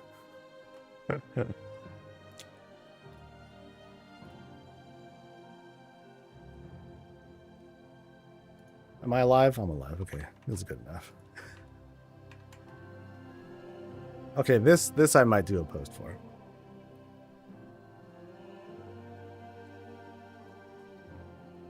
All right, hear ye, get in the mix with Legion Remix rewards. I have a feeling that's housing stuff. Probably, right? Let's go. Legion Remix opens up opportunities to add a variety of new and returning items to your collection, along with new housing decor you can collect, and use once housing that goes live in the Midnight expansion. To help you set your sights on the items you want most, we've rounded up a complete list of how and where to get them. It's important to note that not all items are available to collect with the launch of Legion Remix. Some rewards will become available with the specific release of content over the weeks ahead, aka time gating. There's going to be like a bunch of stuff that's available right at the gate. Other things will have to wait as we progress through the phases. So we have pull downs that include mounts, pets, toys, new rare weapon appearances, armor appearance ensembles, and what is first, housing decor. So additional copies of these items can be purchased from Demilius after receiving the first copy earned from the achievement. So there's an achievement related to this as well. Interesting. See the cost listed below. And they cost bronze. Kind of a lot of bronze. Am I going to spend all my bronze on this? Okay, so do we have pictures of most of these? Okay, okay, so all the pictures and stuff are right here. So we have Altar of the Corrupted Flames, Corruption Pit, a storage chest, a fell torch, a green torch. Okay, green torches, that's going to be like a selling point for me. A fell fountain, which I'm guessing is like that. It's like a moonwell, but it's gross. A fell steel cage, a chain, a candle, a brazier, a different kind of torch, and a hollow communicator, a torture rack. Okay, there's a lot. I don't think everything's shown on that screenshot. We'll look at it again. Sentinel's Moonwing Gaze, a smaller candle, a tome, a chain, and a Vrykul throne. Okay, there's a throne. Here's some examples of the chains. I can't really tell what that is. It's one of the torches. Actually, this might be the hollow thingy, but okay, maybe not. There might be other stuff. But that's cool. It's kind of a... And then there's the warden thing. That's neat. It's a lot of bronze that I might be spending on this sort of stuff. Cool. Moving on. We have a preview of the ensembles. So we have new ones. This is something that everyone will be able to get. The Calderai Queen's Royal Vestments. And then here we have new stuff that is specific for Lightforged Draenei. Recolors of some of the sets, as well as Nightborn Heritage Armor recolors as well. Nice. We have a new quiver, a Windrunner quiver from our favorite family. And this is it's Skies of Fire. Actually, let me scroll up a bit. So Infinite Echoes is, I believe, the last phase. So this will be available after the 11.2.7 patch. Skies of Fire, if I recall correctly, is the first phase, which would be helpful if they just gave us a number, so we would know like which one is which. But most of these are going to be available by 19 quivers. Oh, okay, that's a lot of recolors. Wow, that's a kind of a deal. Anyway, sorry. So we have quite a few. Shucks, I can't even put this into words. Quite a few different things of different armor types. You have different kinds of arsenals, weapons, all sorts of stuff. Like it's the remix. There's just a whole lot of things that are going on here. And then now we have things that are related to achievements. So this is something that I'll be going over in a future Monday video that will mostly focus on like I guess the most important things to go for exclusive rewards. I'm trying to put a big focus on that. So here you would want to complete a plus 30, which is not going to be as hard as you think. I'd say like 2 people can do this with relatively good gear. 2 people. I said 2 people can do this with like good gear. Do world quests on the heroic world tier. That shouldn't be so bad. And then I don't think they showed a picture of like the regalia, but it's a very, very cool transmog set. And then we're just gonna kind of keep going through, complete all the league range and mythic difficulty. We have other ensembles to collect. And I think for the ensembles that are class specific, my advice is to get the mythic one, so that way in the future the lower difficulties will be automatically unlocked per some changes that we learned about transmog unlocks, which we don't know if that's going to go through. So yeah, here we go. Here's the raid finder difficulty stuff. So presumably, if we're right, or if Blizzard does go through with the transmog changes, you shouldn't get any of this. So that's a lot of bronze that you'd be saving on, not having to spend that stuff. Normal stuff, don't buy it. What's that right there? 30,000 bronze plus. This is different though. You might want to spend the bronze on buying like the really rare shoulders that you would get here. So skip this, heroic, skip this, and then mythic. This is what you'll want to spend your bronze on. So that way you unlock all the other appearances, assuming that's how it works. My chat is saying I'm assuming that the change is retroactive. They announced that the change is retroactive, that it would apply to all, it'll be grandfathered into things you had previously done. And then, so these things you would need to buy, like the dungeon armors, but that's not a whole lot. Weapon appearances. Some of these are earned from doing, I think we'll see a list. Like there are specific requirements. Like this one, you would need to farm the mythic raid and spend some bronze. Others are specific to achievements. So you would need to do not just the campaign stuff, but also all the side quests and get the Sojourner achievement. And then you'll get like some cool little cosmetic-y things. There's a video where I talk about this too. We're just kind of like going over if there's anything new. Mounts, pets, and toys. Here's a nice little showcase of all the different dudes. Okay, they're all recolors, but we have some more. We got cats, and funny enough, the mounts are pretty cheap compared to the transmog ensembles, so that's not so bad. And you can see here, like here's phase 1. This I believe is like phase 2. This one I think it's phase 4. I'm not sure. And then there's the class mounts that people will be able to get right away as long as they just get level 80 on their character. They'll get a mount for that class, but you can just buy them too. So if you want to just have one character and then just blow all your bronze on buying everything cool. If you do have aspirations to level multiple characters of different classes, then you won't have to spend the bronze on this. Just get them to 80.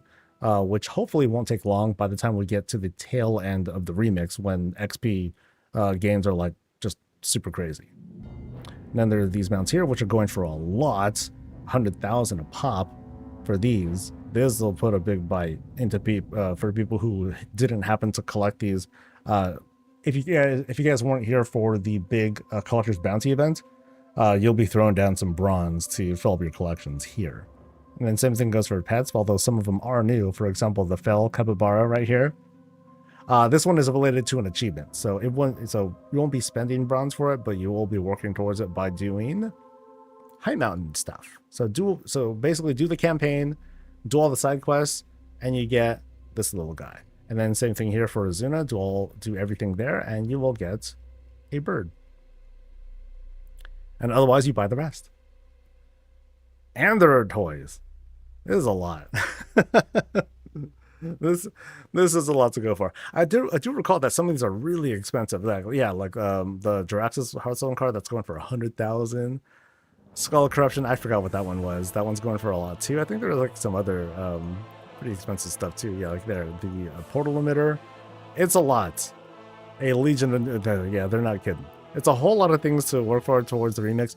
What I know is going to intimidate some folks for sure is like, oh my god, this is so much, and there might be a lot going on with the game right now, and I won't have time to do this, and it's being time gated, and so on and so forth.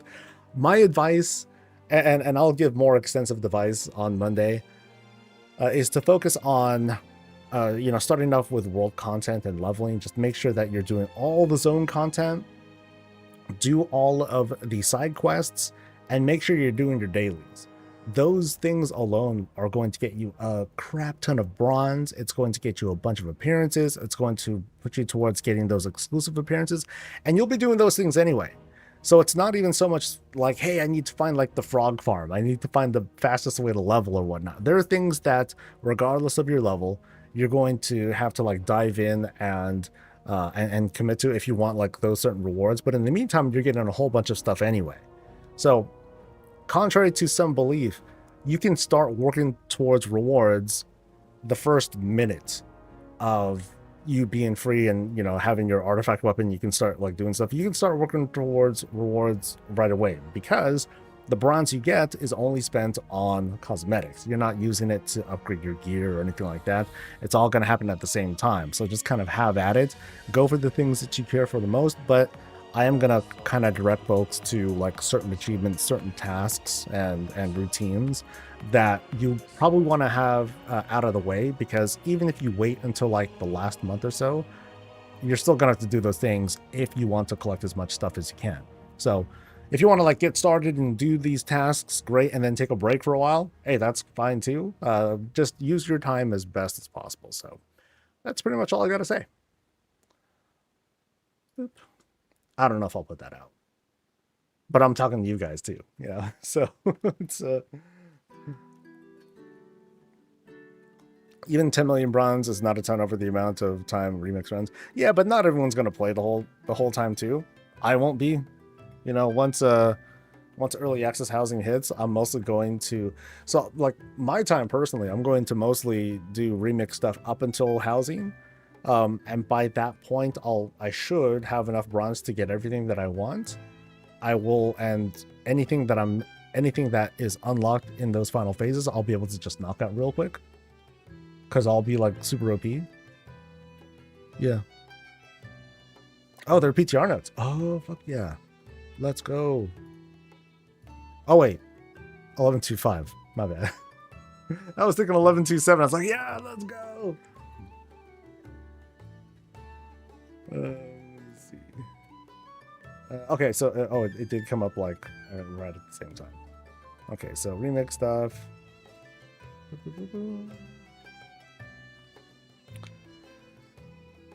So bronze from bronze caches have been increased. That's good. All infinite research quests now have a bonus of 1,000 bronze. That's cool, because they came with nothing.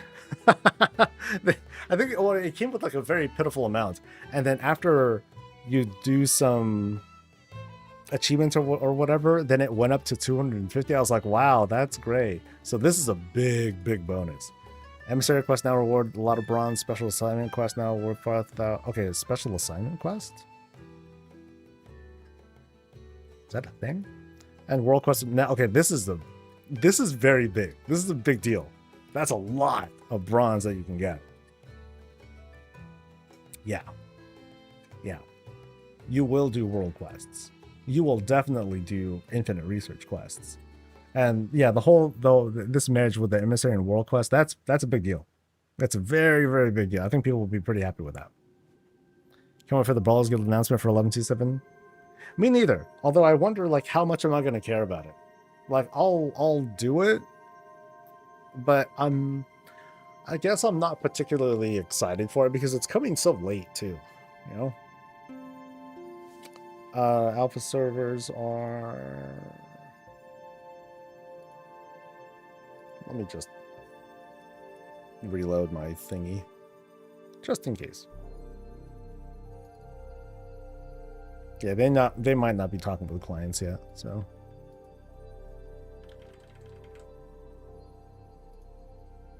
Log in! Oh, whatever. Oh. Wait.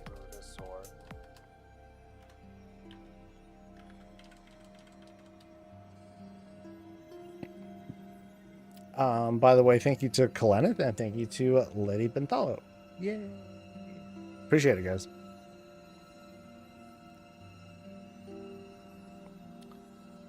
I want the Frost changes to Frost Mage. Seems way more fun than what we have. I didn't really pay attention, but I did notice that I'm like, oh, I just have icicles now. Like they just, it's kind of like soul shards, or whatever. You just start building them up. So I don't know how it works, but I was just like, oh, that's kind of cool. Makes it kind of easy.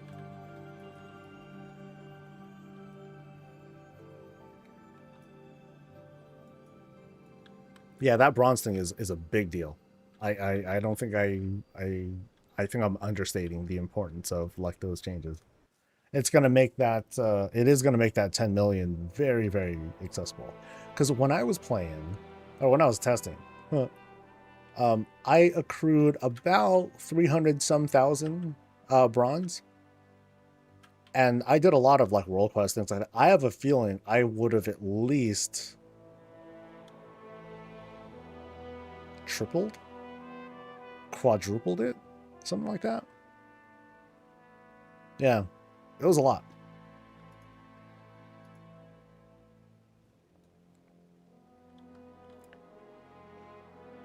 Classes need to be simplified across the board, and I do hope they stand their ground. Yeah, I'll be curious to see how that works out. Like, I feel like tanks don't need the same treatment as DPS, and to that, I'm just gonna take your guys' word for it because I'm not a damage dealer. I find them. I just find them not fun anyway. It's not even a question of of it being complicated. I just fall asleep. I just get bored doing it. No gateway, right? Yeah, no gateway. Ooh, that hurt. Shit.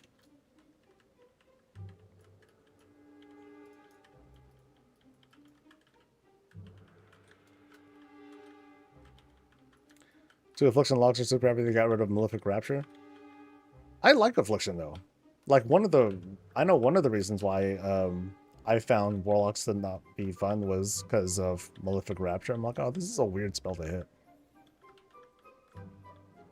It's like as an Affliction lock, it's like when you set bomb, when you throw down dots, it's kind of like setting a bomb, and then when you set up the bomb, then you keep hitting the detonator button, boom, boom, boom. Yeah, and that's, you know, it's cool, but it didn't feel great.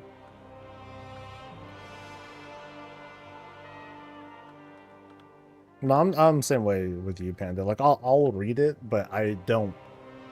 I only really care about the class and spec that I play, and everything else is just kind of a foreign language to me. But you know, I'll trust what people's feedback is. If they think it sucks or whatever, I'm like, oh, okay.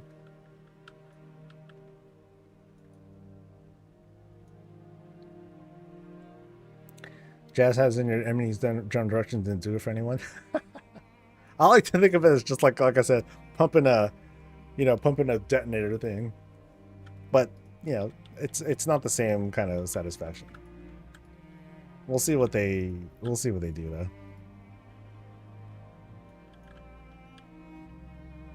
I don't think anything will get me really interested in being a damage dealer though. It's like, do I really want to embarrass myself like that? Not really. Closest thing is augmentation. That's the closest thing to making me enjoy something. Like I feel alive doing it. So I guess that is like the closest thing to me actually enjoying a DPS spec. Do I have a quartz thing? No. I will just hope that one drops, or I'll be on the lookout for one.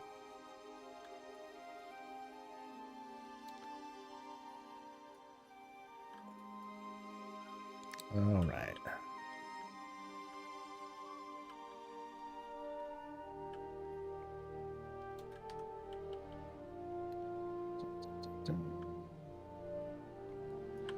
Yeah, I saw an update for the beta thing too, but that shouldn't be it. It should be a separate pull down. Yeah, because I mean, I won't be able to run that update while my client's running. Alpha should be in an hour. I am not sure. Or I'm not 100% certain. And I am not seeing any. Well, let's see.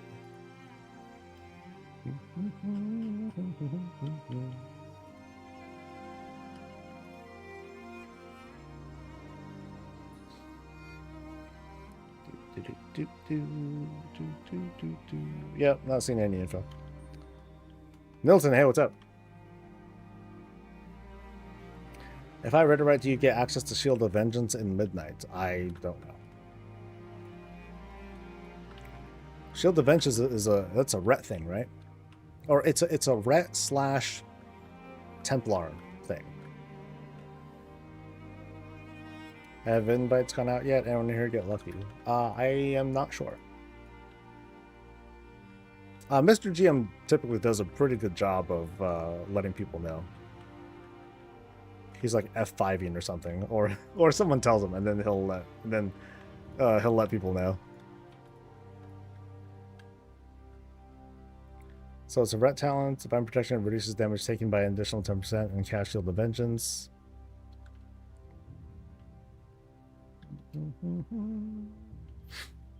Okay. I mean, Shield of Vengeance was always the thing, right? Yeah. What I'm a little sad about is that Eye of Tear is gone. Or it's going away. Thank you for your service. Sometimes it can be an awkward talent because it's like, oh, it's a defensive, but I have to be in range of the enemy. Or like it's a defensive, but it comes in the form of debuffing the enemy, which is, you know, cool. It's not like it's the only ability that does that, but it's very inconvenient. Yeah, as far as I know, it's gone.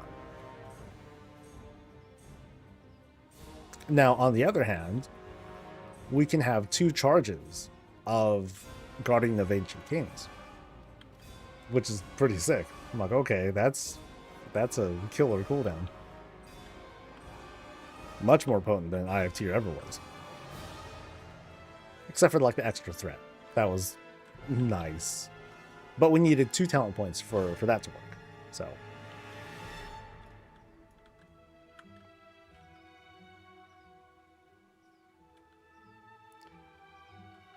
Beta build does let you see the alpha server list, as silly as that is. Yeah, there's like this between that and some PTRs, like it'll let you see other things depending on the account that you log into. I never understood it though. Oh, no.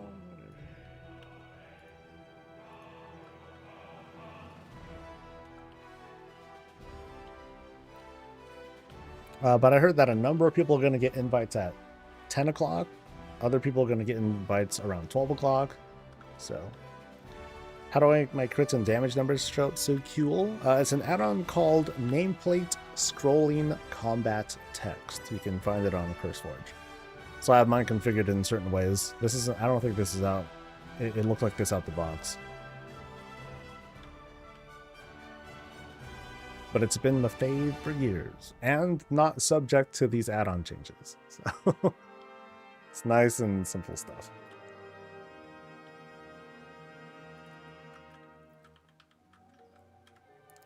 Do you need to keep an eye on your email? No. I advise not looking at your email. If you just look at your client. Your client will be flagged if you're in the alpha or beta or whatever. If you see an email but your client is not updated, you're getting phished and someone's trying to take your information. So I advise not clicking on anything, just immediately delete the email. Trust the client.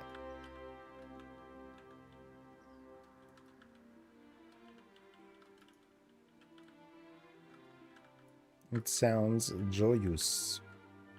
That's how it goes, you know? You know, Blizzard might have good intentions, but other people clearly don't.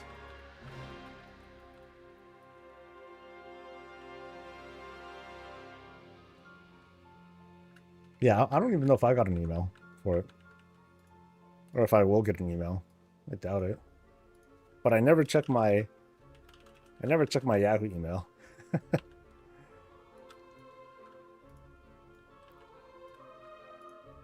Let's see if it works.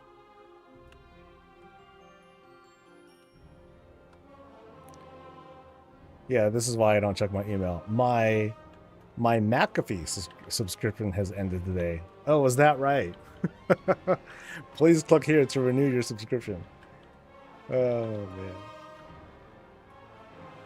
Yeah, I don't see it. Well, maybe it's because it was only this playtest thing. It's not the real friends and family alpha or whatever.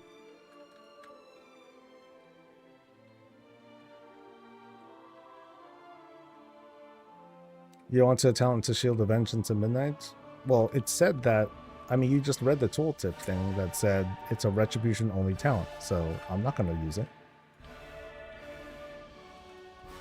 When you run Dells as a tank, do you have brand DPS or heal? I was wondering because I want to start working on the level 11 tanks all the Dells achievement. I have them DPS.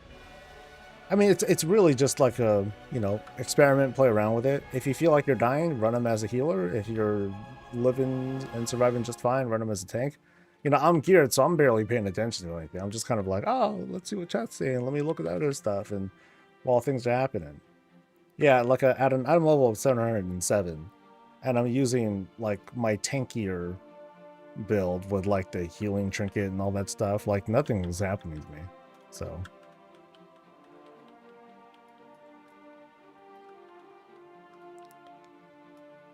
If Shield of Vengeance did healing when it blows up instead of damage, you would be excited.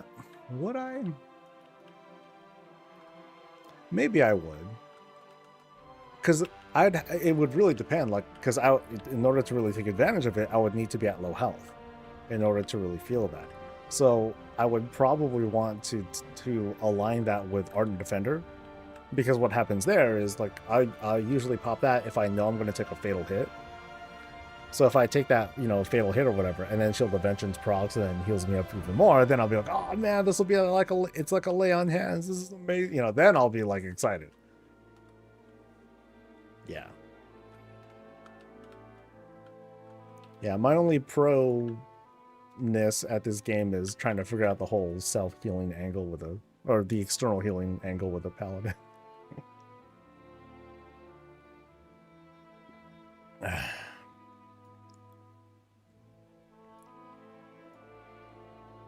Alright, did I get all the Nemesis dudes? I did. Okay.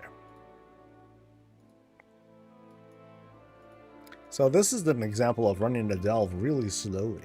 Or running a delve that takes too long.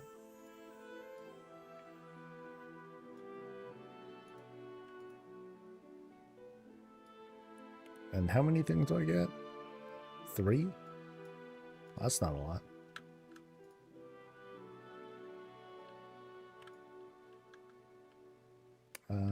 Did I get everything? Looks like it. Oh, let me check this stuff for Shrieking Quartz. The talents seem interesting. They feel at the moment they don't feel like exceptionally strong. But I do like the whole self-healing angle. With how your Avenger Shield now it feels useful. It feels more useful. As like a self-healing tool. So where am I going next?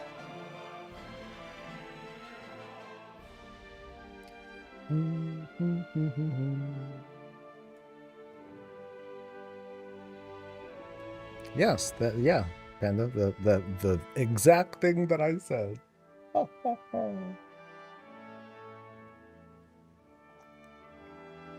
Do you think make any difference what class you play? I Paladin, but I was thinking of playing with another class so I can get more transmog, or does it not make any difference? Depends on the transmog you want, right? The only restriction that you would have, Shade Elf, is if it's class specific transmog you want. Otherwise, if it's just plate, then yeah, it doesn't matter. You can just use any class you want. Of course, you can just make multiple paladins too, but not everyone's a weirdo like me. So, like, I think I have a boost that I can use for the. I'm probably gonna make another paladin when the remix drops next week. I'm gonna make a paladin. So, oh, multiple shaman. Yeah, everyone. Yeah, like anyone else. I know we're not the only ones. Who's got multiples of the same class? Just because. Logic's not required. Okay, so which class? Show of hands. Which class do you have like a bajillion of? Start bragging. Start bragging. You know, I'm gonna brag too. Hold on, let me see how many I have.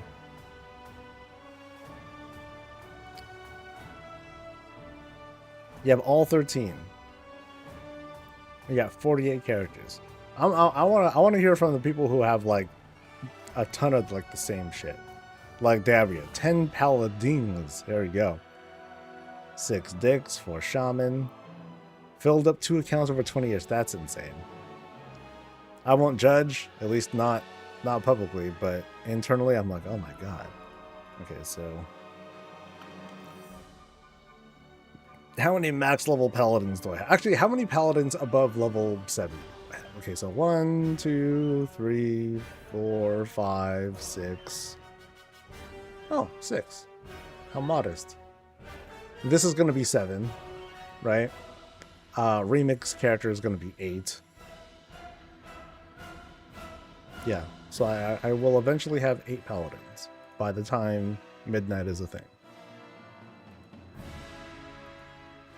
I really should just have like, Paladins 1, Paladins 2, or something like that. 8 Paladins? Yeah, something like 8 Paladins.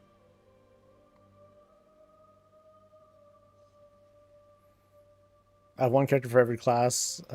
Face combat at least at level 70. Okay, what's this link? You have a spread. Okay, it's not your spreadsheet. It's crazy how some people have like entire spreadsheet things set up for all their characters. That's a lot of characters. So you have 30? No, 47? 80s? Is that right? Because yeah, I don't get it. Like, how do you have names with numbers next to them? I'm a little confused. Is that just how that looks or what? Anyway. Oh, did the thing go? Oh no, I didn't click on the thing. It went away. Oh man. I thought it like hung out there for a long time. Great. Okay, so where else am I going? I'm going to, ooh, I don't want to go there. We're going to Chakrathon and Mycomancer. So I want to just buy a thing. I think I'm just going to buy a Shrieking Chords. I at least want to have my my stuff ready for actually wait, I can trade shit up. What am I doing? I have some ruined. No, I'll do those. I might as well, because these are the easy ones to get. I might as well do those. And I have everything. I think I got everything that I can possibly want with Undercoin anyway, so yeah, shouldn't be a sweat. No big deal. So shrieking chords. Oh, it says I have 3. Well, I'll buy it anyway. I'll go through it eventually.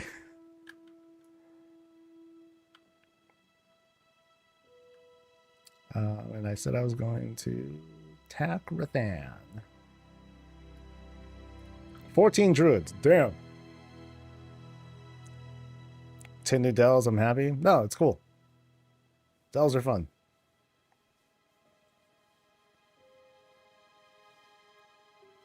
Use the portal and crash. That's useful too. But, what add-on makes my map look like that? Like this? This is a default map as far as I know. Yeah. Oh, you mean with the giant delve symbols? I believe that's Handy Notes. I think Handy Notes does that. You're talking about why the things are big? Yeah, I'm pretty sure it's Handy Notes that does that. Do you hate the delve portal rune? I don't hate the delve portal, but I have no problem with wanting to avoid another load screen. And flying over here to there or whatever. You know, this isn't so bad. Going to Halifal might be bad, but I'm just gonna use a wormhole anyway, and then I'm almost there, so no big deal. I'm used to it. Plumber has it too. I don't know if I have Plumber installed right now. Do I? Starts with P. Nope.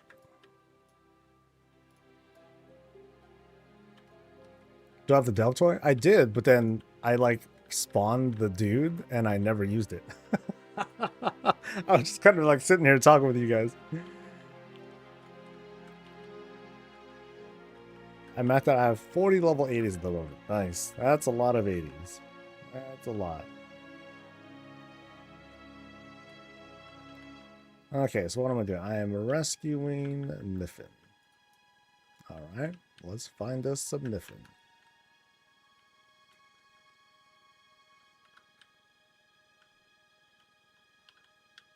Yoo-hoo. There's a Niffin.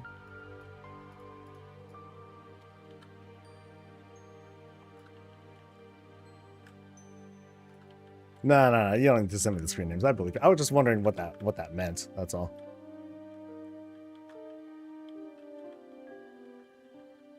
Roland's a fast way to level. No, I believe it. I tend to like the characters that I have that that are level 80. They were leveled with a purpose. They weren't like, oh, I love paladins or whatnot. I love them, but not that much. For me, alts are just slaves to the master, you know? Like, I think that's the product of, like, multiple boosts that I just end up making paladins for. Or, like, the remix, and I just happen to make a paladin. That sort of thing. Yeah, I don't work on my characters. Like, to me, my enjoyment of WoW is just... it's just experience through one lens. One class, one, one combat style, that's it. I think the sun's coming out, hold on.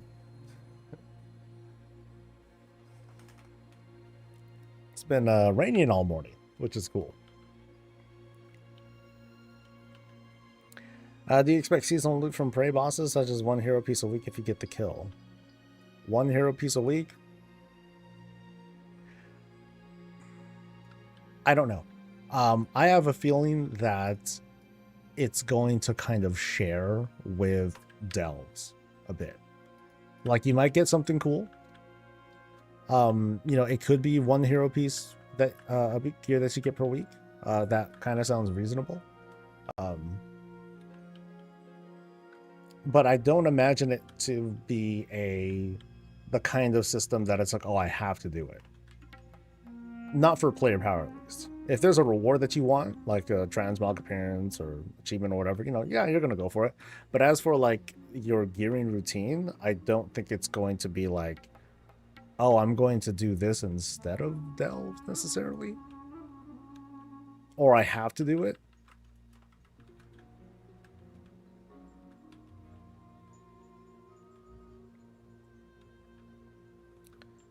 Transmog farming and then concentrate. Yeah. So like doing concentration crafting, that's going to be a big thing. I hope that when they spin up the alpha, that they come with the profession things, because then that'll help me a lot for data gathering instead of having to freaking hop all over the damn planet. Why decide to main a prop paladin? Money. Money. Many moons ago, I watched a YouTube video from a dude named Wow Hobbs, and he was like, yo dudes, check it out, I'm gonna pull all of Scarlet Monastery and just tank it all with a paladin. I was like, what the fuck? And I played a warlock at the time. I'm like, holy shit, that's dope, because he would just go and hit white main, and then, or not white main, like the other dude, and then he just run all the way back to the entrance, training mobs and whatnot. And then he'd go back to one corner, line of sight it, and be like, all right, let's go. And then, you know, and he was using all this shit to survive. I was like, that's cool. I mean, that's a cool way to make some gold. And so I did it. I made a paladin. And then history was made.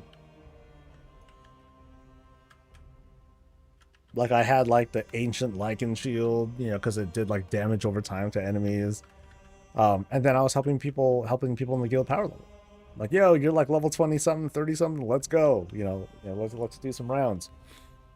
And I needed their help too, because I was, you know, you would kill so many mobs in succession that they would start despawning before you can loot everything. So I needed people's help looting stuff. I had to set the thing to free for all. And people were just having at it. I'm like, oh, just keep everything. You know, it's all good. I'll grab what I can too. You know, I could always do this on my own whenever. So, you guys have at it. Is he still streaming? I'm not sure. The last I seen him do stuff, it was like Hearthstone stuff, but I don't know.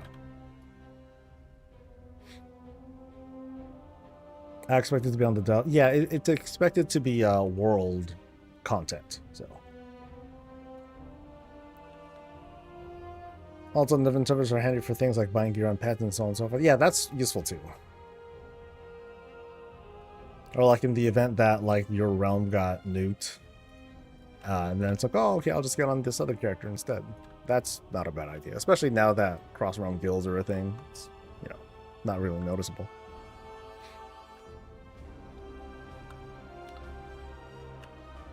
Of course, like the best class for the best. Well, for a while, once I did roll a paladin, my guild leader at the time, she was like, oh, I need help, you know, I need someone to tank. I'm like, I can tank, you know, he's getting there and all that, but I'm also your best DPS. This is ancient times, all right? Like, so Karazhan is a simple enough raid where I was able to dual box raid. Where I would get on I'd tab over to the paladin, I'd pull, I'd hold and keep aggro, and then I would just switch to the warlock, throw down some dots, a couple shadow bolts, switch back to the paladin, maintain threat, that sort of thing. And we did that. That's how we progressed through Karazhan for a while. Eventually enough DPS would show up, because that was the thing. Remember, this is before flex raids and stuff.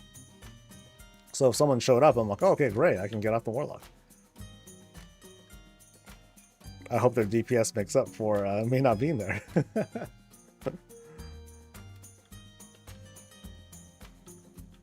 Ooh, foot bomb.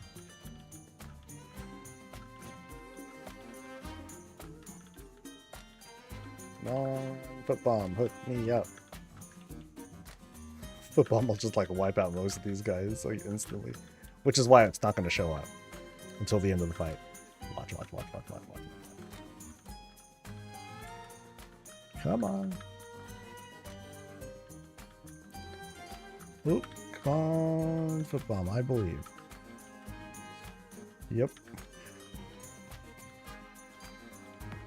Definitely going to come out anytime now. Yep. Here we go. It's gonna come. 2 mobs left. I could have sworn like proc more. It's fun to them. Or early in the season, like I would see it proc a lot, be like, dude, I feel hella strong. Holy crap. Well, there they are. Yeah. Oh. Typical. Typical. Thalia, hey, what's up? Thank you very much for subbing. Okay, so he's still playing hot stuff. Cool. Ooh, a thing. Puzzle. Yeah, they come like at the end. That's messed up. Fuck ever going back to the days when Flux was not a thing, or even the early bits when the low end got hard screwed by mechanics. Yeah, those were rough. But we had no choice. Because that's just what we were capable of. See, there they are. Football.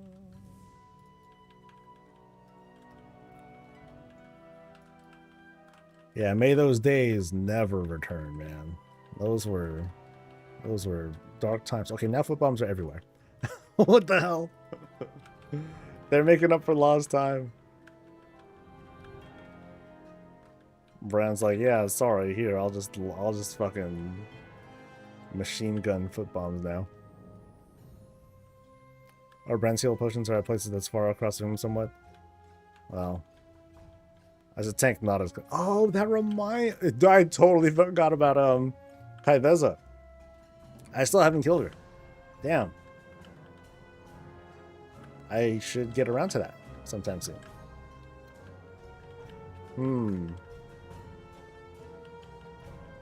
When?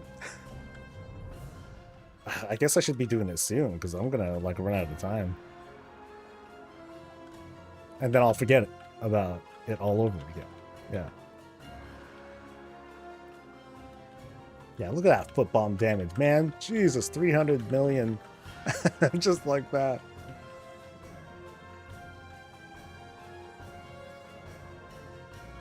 I was trained by 10-man early flex to do every mechanic. Oh, that's rough.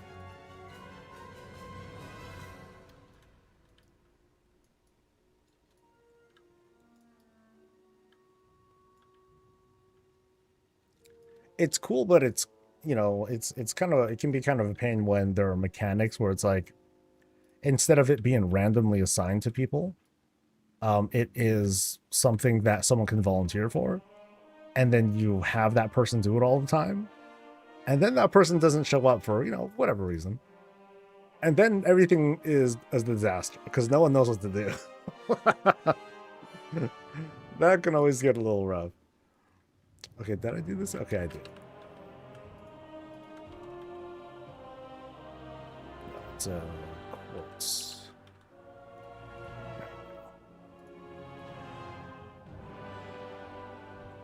Gave up on trying to kill her. It's a tough routine to commit to.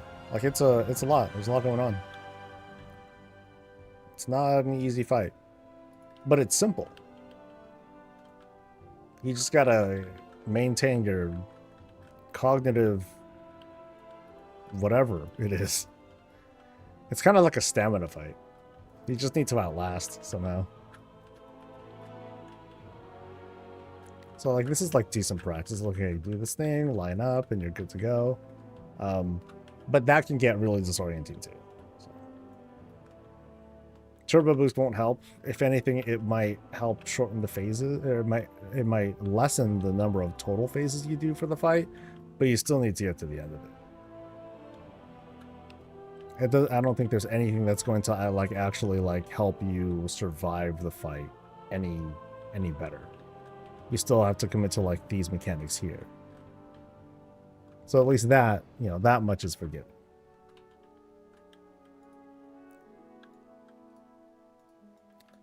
And bounty.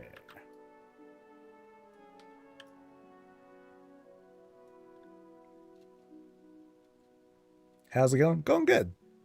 We're still waiting to see if there's going to when the alpha might spin up or anything.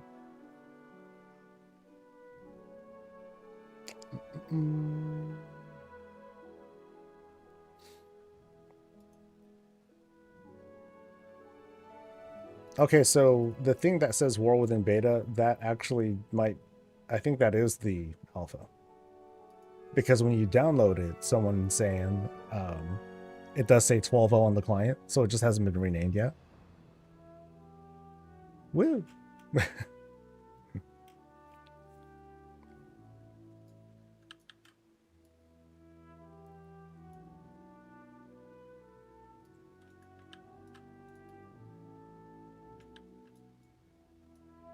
Yeah, like if you get hit by a mechanic, it does like 100 million damage. Like you can't beat it, you know?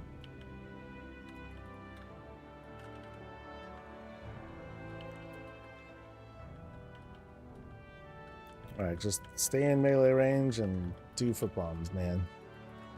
Give me my foot bombs. Those are not foot bombs. Those are mushroom bombs. Let's see if this kills me. I don't know how much it hurts. Nope, doesn't hurt.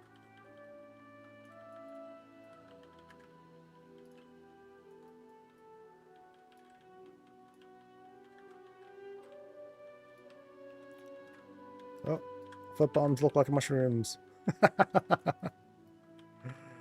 Oh yeah, that's right. I have a thing too. What does this do?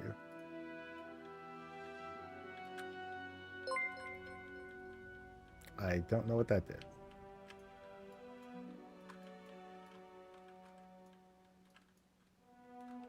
But whatever, foot bombs win, no matter what.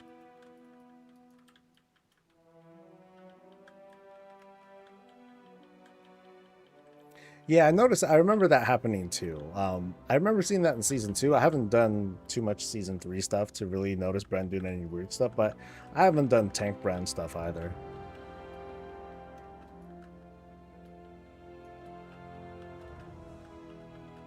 Tank Brand is fun on a protection paladin at least.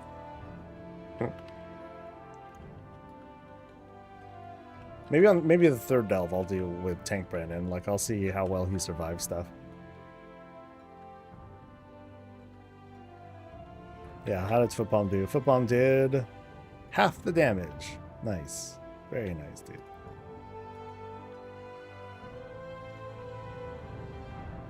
So, like, this is why I'm hoping that Details doesn't really do anything, because it just takes what's already visible and puts it on your screen as, like, the adjustable information.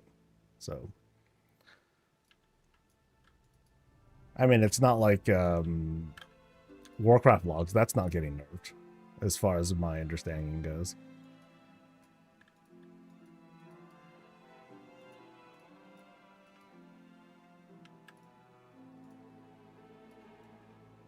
Okay. Got everything. Got everything. What's my guild at? Guild is at 62. Still got one more to go, though. Let's do one more.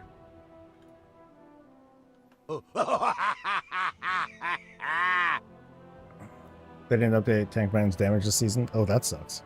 Shoot. Alright, let me get out of here, then I'll do the roulette. And I'm going to Hellfall, I think. Hellfall.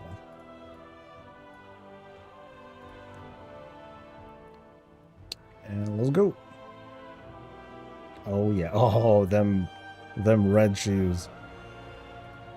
That's majestic shit.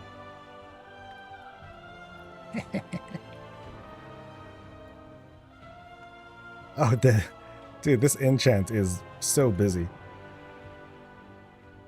Yeah, they crank that thing up to like extreme levels. All right, Hellfall, right? Hellfall.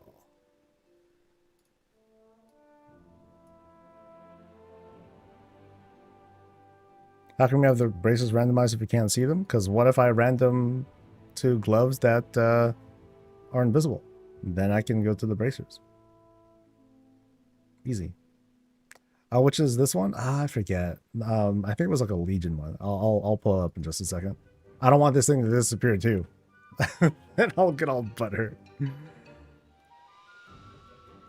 I thought it was like an Emerald Nightmare enchant or something like that. It's called Nightmare. Yeah, there you go.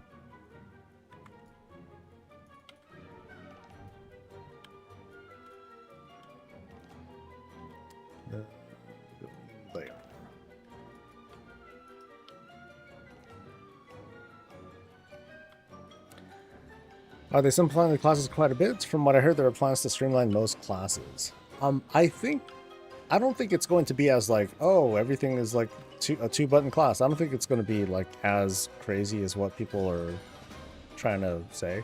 I mean, we'll have better impressions once the alpha gets into more people's hands, but I don't know. To me, the biggest change that I've seen so far, just as a tank at least, is I don't need to I don't need to weave in Hammer of Wrath as an additional button to press during a burn or a wings moment or or like burn phase, whatever. It's just automatic more damage. But that's all I've seen. That's all I've noticed so far. Ian seemed exasperated when someone asked about console on WoW again. Like, I think he's tired of hearing it. I don't know if he got mad at the community dude for reading the question out to him. It's like, dude, this shit again. It honestly doesn't sound like they're working on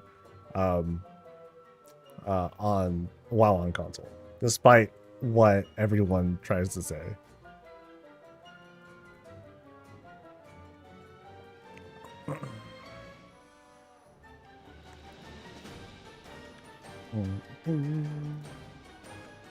I think we're doing pigs, right? No, not pigs. Actually, I thought it is pigs. But, well. Oh yeah, I forgot. Oh, hey, there's a thing here. Ooh. That's why I wanted to set up Brandon's tank. I'll backtrack and do it. As for what I have them set for as deeps, I am using the Hatterang and the Battered Aegis. Nice and easy. Hatterang hits hard, so.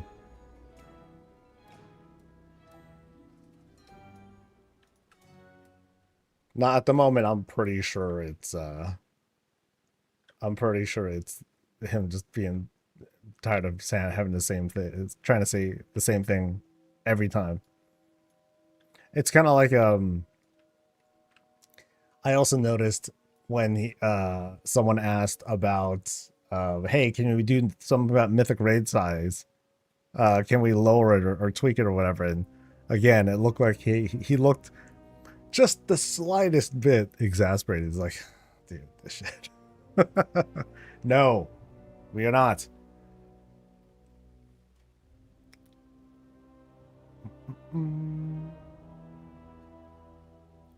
They start channeling their inner Bethesda and start putting on every platform, including my Samsung fridge. Yeah, because like, I like folks talk about, hey, we need the combat in WoW to, it's becoming more console friendly. I think it's the real work. I think the bigger job is trying to make menu navigation across the whole game be able to be done on a controller. That's a totally different beast to deal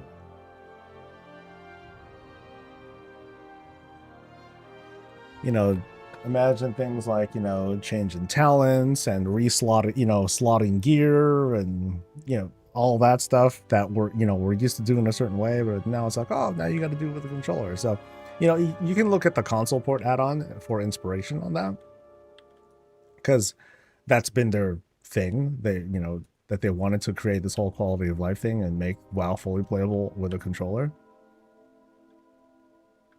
But actually doing that in game, oh boy.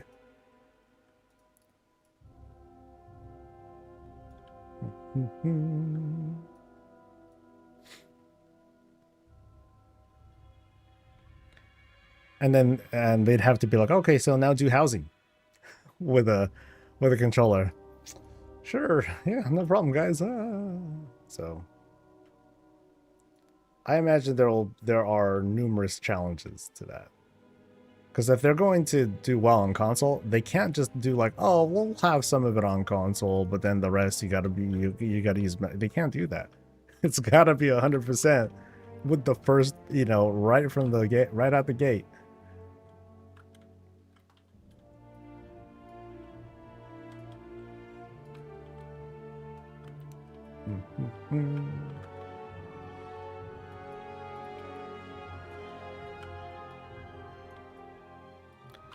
Those skills again could be swapped pretty easily with just, yeah, I'm not even talking about combat.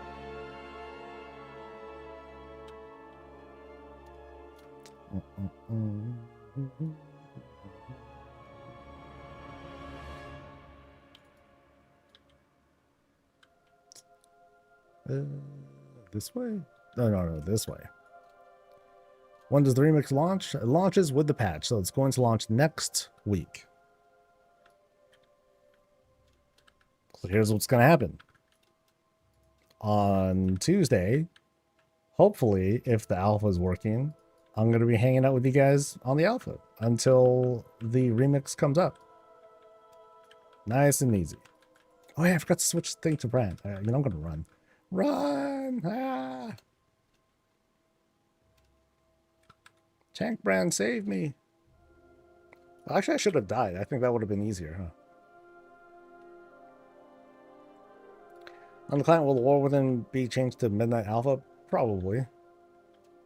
Should, for, you know, consistency's sake.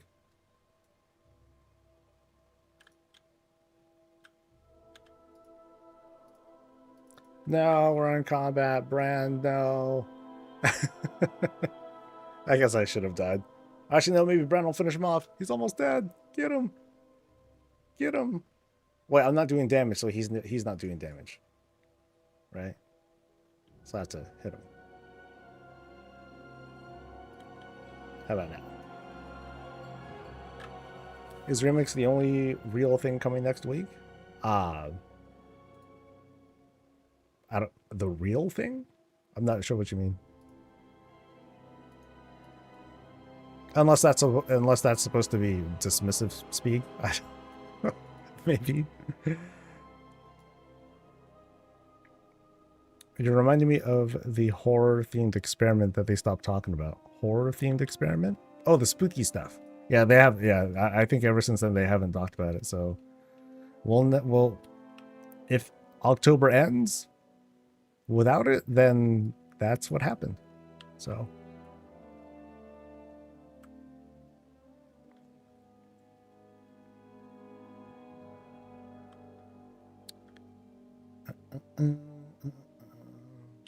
It's not the alpha, no. I don't know if I've been flagged, so.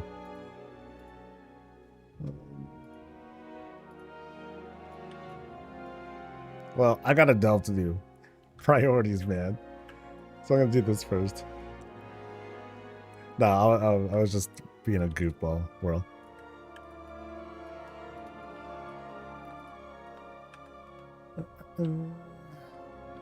As far as we know, yes. I don't know of other big features that are coming with it.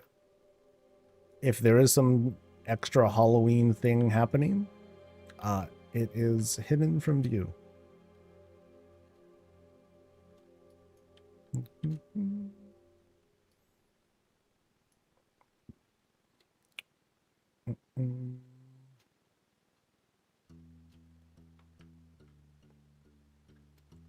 Ah.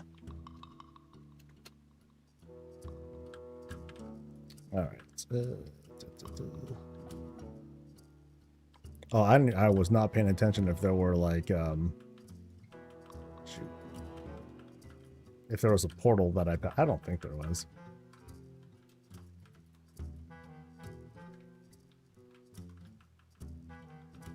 Oh, that's right. Tank brand.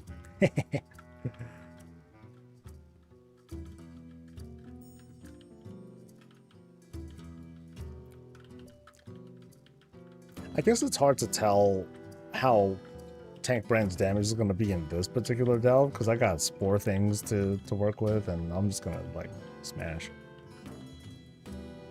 Too bad I can't see his Healy debuff stacks on nameplates. That would be very helpful. Or maybe healers can, and as a prop paladin I just can't for some reason. Otherwise, like, at least he has like a number of stacks that build each time. But I don't think it's going to be, I don't think it's nearly as good as like an actual healer. They do the real stuff.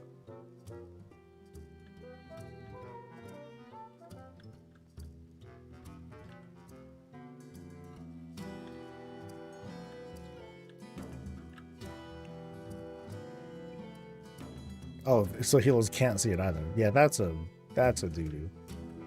That should really be a thing. I know they talked about trying to improve party and raid frames too, to show better visibility on buffs that we would like to see. So they better. Oh, there's a spore thing right here. Ho, ho, ho.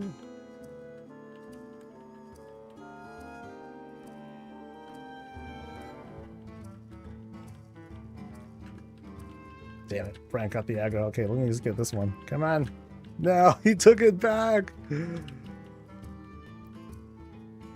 But your DPS sucks, Brand. I should be pulling off. God, it reminds me of me tanking Long Grim. I'm like, oh, I'm doing as much damage as I can, and then Grim just breathes on it and pulls aggro. Fuck.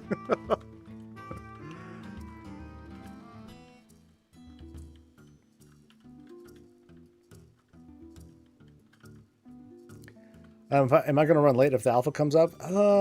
I'm not sure. Like, yeah, I'm not sure because today's Thursday. I typically start writing the weekly, and there, I don't know. There's too much to cover. I don't know what to talk about on Saturday. Maybe I'll just bring up like the bigger pain points, like things that aren't going to make it for launch for housing, the whole transmog thing. I might focus on those as topics. As for the alpha, me being on, like, there, maybe I'll run a little bit late, but it won't be too late. There's only a couple things that I really want to check out right away. Like, the first thing I want to do is make a new character and see if the whole going to a house thing at level 1, see if that's a thing, so I can get like the footage of that. That'll be fun. I'm probably not going to do like the campaign and stuff on stream. I'll probably just do that off stream. That'll be my own thing.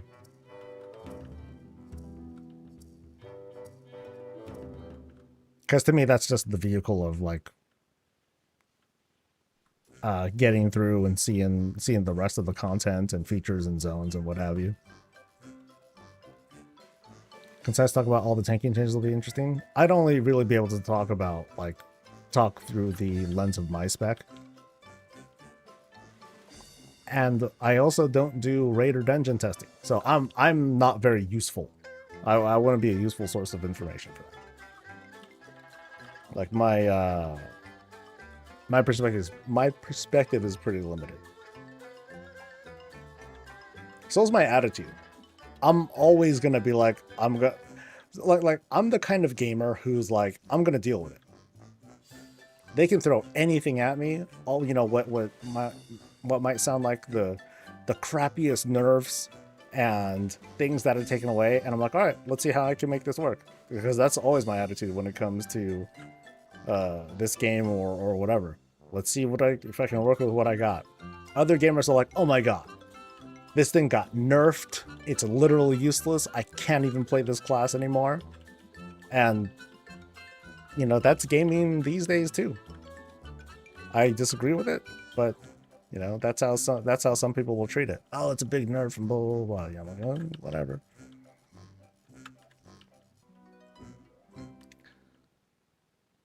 Oh, you think I'm useful? I definitely wouldn't be like the one-stop shop for a class-related opinion, even for my bread and butter. Engagement bait the add-on stands and then ignore the comments.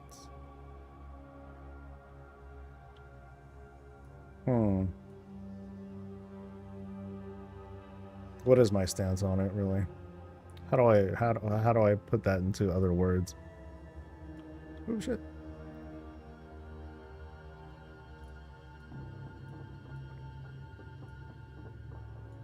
I would ignore the comments though. Ooh, they're gonna be the transmog stuff too. That's gonna get a lot of attention.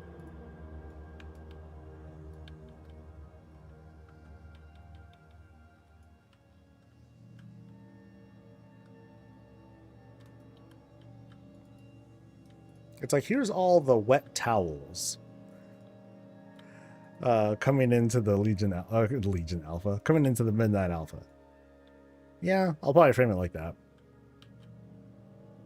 I'll just say what it is, give a brief take, because I'd rather let people just vent than to turn it into a, oh, let's agree or disagree with what the content creator says. That's not important. And now the problem.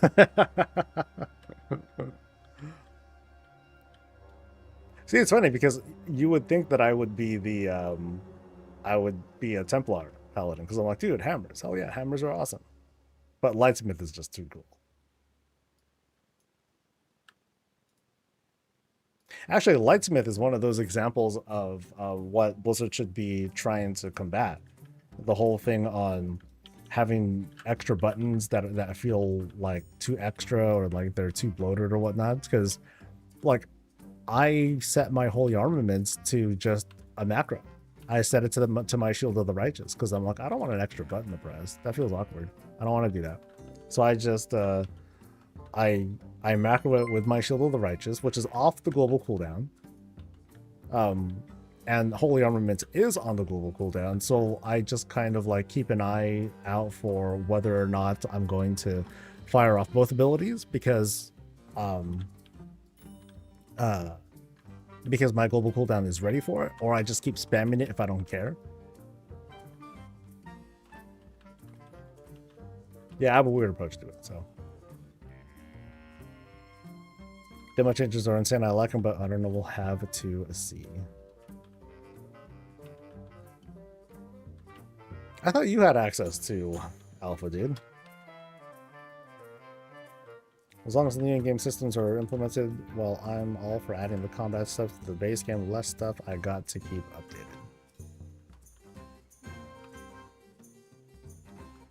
Yeah, I feel bad for the folks that are that have been dependent on it. I mean, hopefully whatever Blizzard offers is going to be like, you know, decent enough.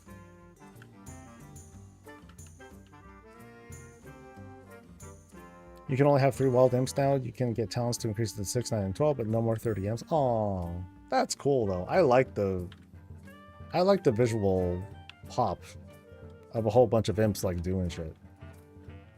I know that mathematically, mechanically, you know, it's much more simple. You know, it's what we're getting from that is much more simple, but I like that. Question about Legion Remix. You can, no need for caps, dude. You're fine. I try my best to read chat. Relax.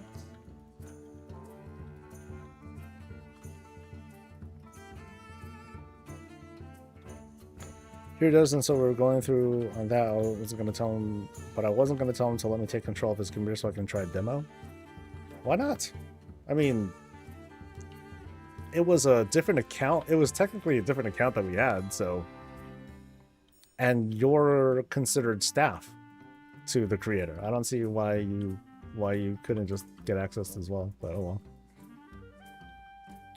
Can I still get the standard class order hall mount if I level and do the campaign? Yes, you should. Well, okay, you should be able to, but we haven't tested it. Because technically, we only tested the first phase of the remix, and that does not include like the Legion Fall stuff, and that's when the class mounts became available, if I recall correctly. But it wasn't available at launch. So I don't really have an answer, but I'm pretty confident that you should be able to. Oh, wrong way. It was with Legion Ball. Okay, so that I believe is phase 3. of the remix. So once that rolls around, you just do the quest line and you should get the stuff. I'm out of. I have no more delve keys. No. I'm so sad. Ooh, I gotta. Oh, I thought that was a transmog thing. Bummer. Okay, so now I definitely have 69 gilded crests. Nice. Okay, so now I can make my thing. I'll be good for tonight. Yay.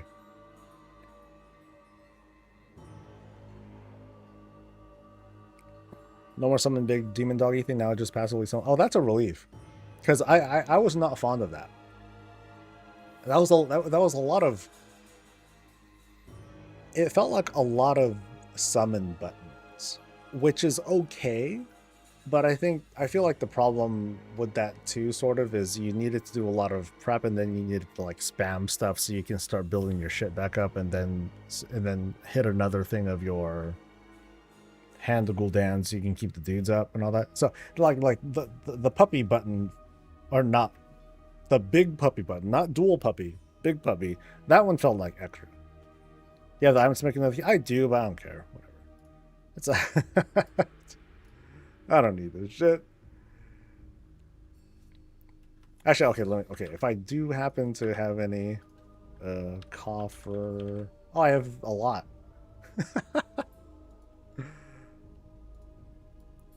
Okay, fine. Greed compels. Yay, stuff. Okay. Hey, I hit Renown 18. Using delve stuff. That's cool. Alright, anyway, so I am going to make a shield. Maybe it's just a me thing, but having a ton of summons that are just temp minions feels like shit. I don't disagree with that. I think that part's a bummer, but I don't know how to handle that otherwise. You know, it's like, it would be I guess a way to, a counter to that would be like, okay, well, what if it's easy to summon my dudes, but like the whole flow is empowering the minions to actually do stuff? Would that make the difference? Like, so the minions are always up. It's just that now your rotation just powers them up.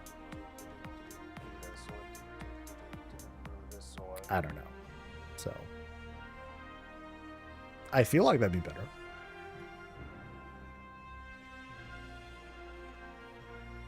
Or kind of like a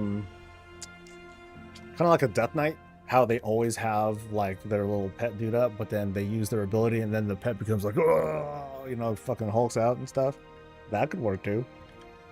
It's just that you'll have a different one because you have different kinds of pets, and each of them, they can all hulk out in different ways. Oh. That was the issue I had with Necrosense D2. Hey, current season of Diablo 4 is pretty sick though. I love having like my dozen skeletal mages. They're pretty sick. They just sweep the land.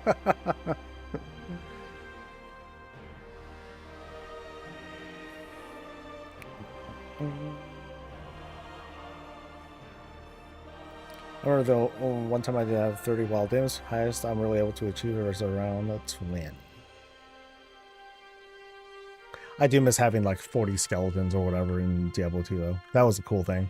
But, you know, having that many, they're all whipped as well. On hell, they would just get swept. I'm like, no, and then I gotta summon them all over again. Ah, that would suck. Okay, so do I have a shield with me still? I don't know if I dumped my old one. Everforged. Oh, I do. Yay. Okay.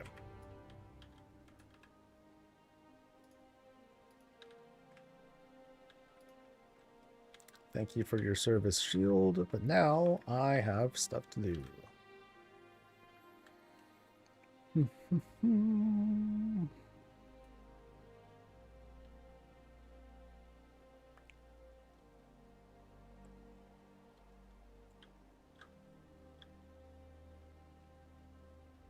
Okay. Trade chat is like, if WoW goes to console, will people even want to play cross-platform? Oh man, good luck at it. That would be funny. Group Finder, you see like the people who are like signing up, and then you see some people that they have like a little thing, a little controller thing that says they're on console, and then it's like, oh, not taking them. Oh boy, that would go so great. That would go so great. Oh. Wait, hold on. Oh. When did this refresh? I'm pretty sure I reset my blacksmithing once upon a time. I guess I never noticed when it came back. Build it. Let's go.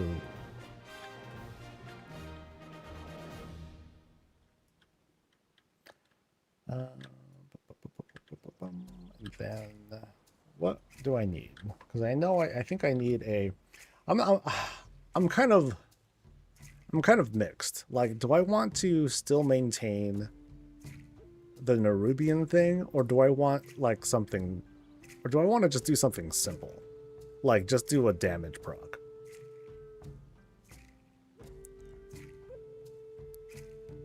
It'll help a bit with the burst, but then that'd be counter to my whole philosophy of this expansion.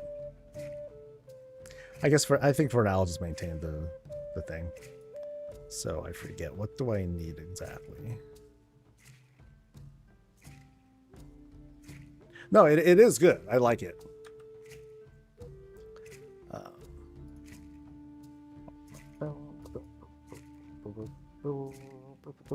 So I need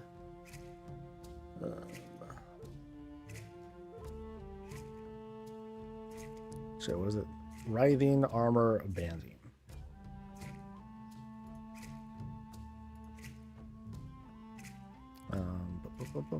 One sank, 2 iron claw.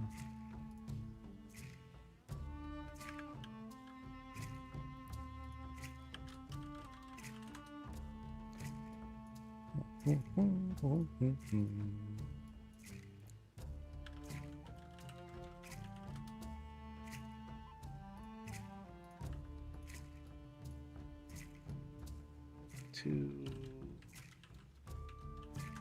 iron crawl. Damn, that's more expensive. Sheesh.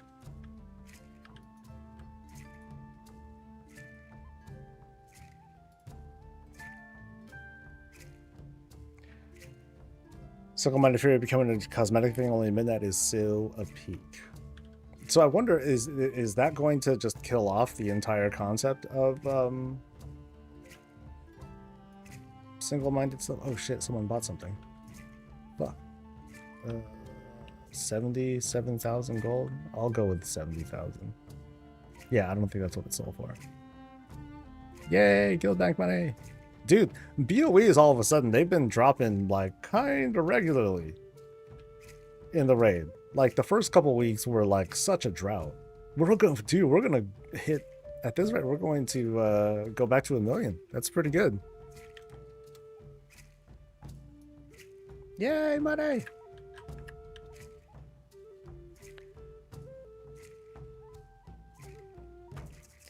Part of me is sad that Single-Minded Fury isn't much different from Titan Grip anymore, but I'll go with this a change. I think it's cool overall. Did I pick up the armor thing? Yes, okay. No, I remember that's been asked for a long time. So it's cool that they're finally getting around to it. Is it so? I think I saw it's a talent. It should just be a toggle. Like, why make it into a talent thing?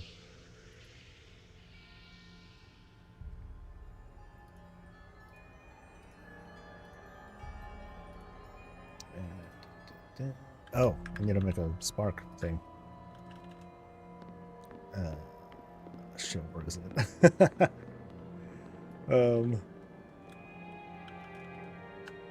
Oh shit, wait. Do I have one? I think I need to do a thing. Crap. Yeah, I'm missing one. Oh, Buster. Okay, so I do need to do Awaken the Machine. No! Oh, that's tragic.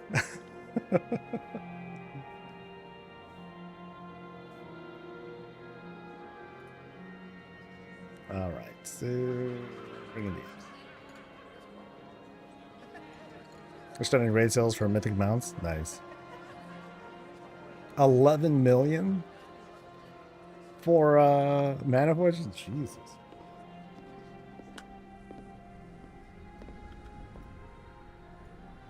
Now, in fairness, like because there won't be a season 4, that means there are straight up like fewer weeks available left. You know what I mean? So there's only so the number of possible clients that they'll be able to pick up is going to be fewer than what should be.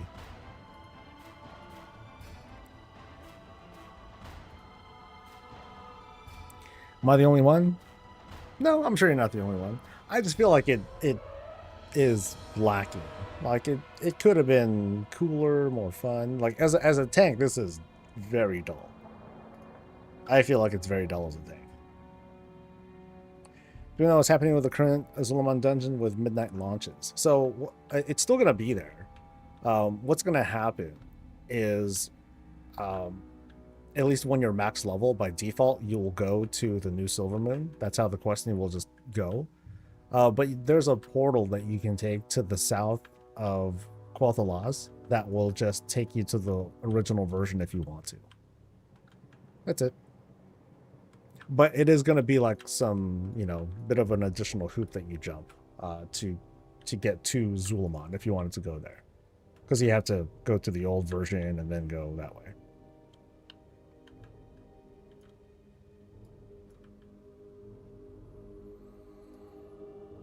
Get Gilbank stock first and then have fun. I mean, dude, that's good ass money.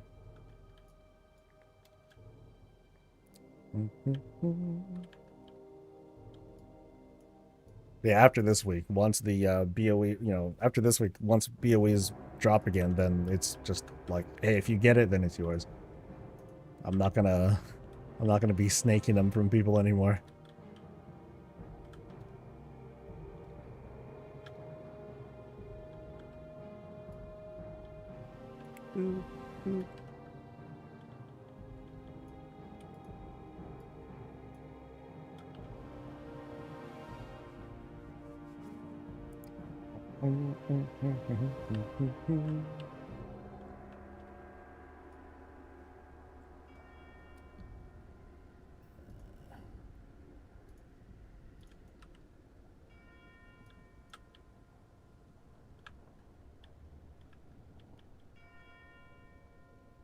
Still selling the pot bat hog?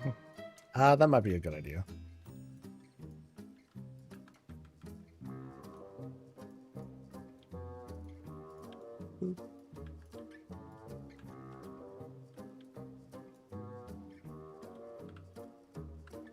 Yeah, thanks to some of the old world materials that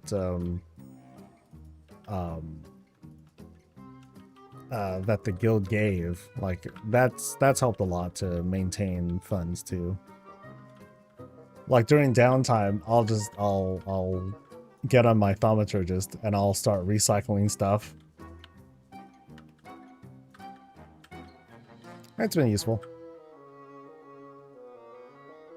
Hopefully they change that to the NPC from Bronze Dragonfly. I can't remember the name just for consistency. Well, the thing is, we don't really need it either. The portal's fine, because here's what'll happen. If you had a bronze dragon, where do you go?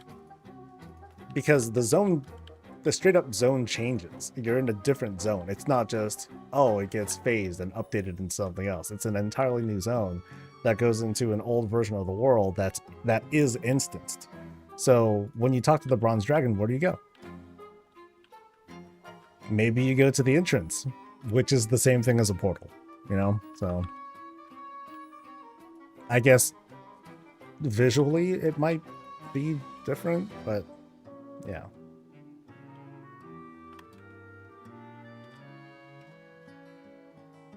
Just put a bronze. Yeah, there we go. That'll do it.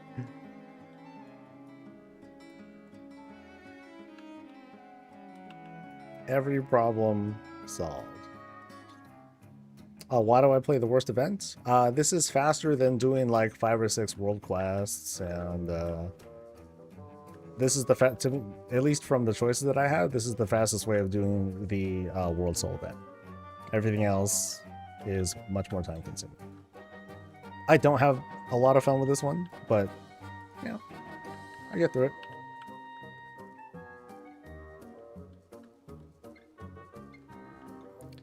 I avoided it since season 1 and I never felt better. I wish I had your kinds of problems where avoiding awakening the machine actually makes you feel physically better.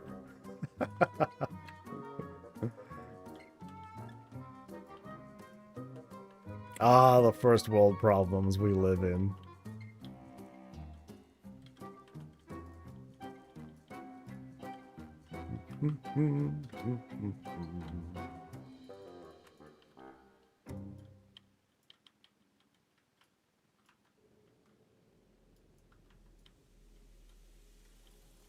Still love it. I definitely enjoy the improvement of, you know, letting the whole thing happen faster. That's helped. I was hoping that it would help a little bit more by, can we just spawn like 10 waves at once? That'd be cool too. It's like, yep, typical tank request, right? Because at this point, you know, it feels like Dynasty Warriors. Like, I feel like I'm, like, fighting children. Yeah, I'm with you there, Mark. Just bring it all, dude. Bring it all. It's fun to roll stuff in the challenge mode. There's an enjoyment, but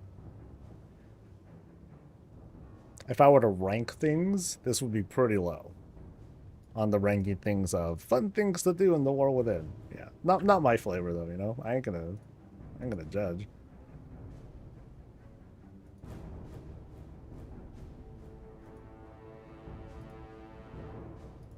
All right, so, and it's done. Nice and easy. Okay, hey, what's up? How you doing?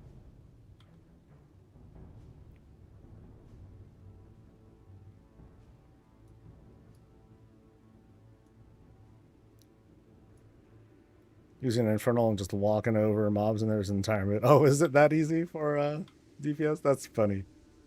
That's pretty damn funny.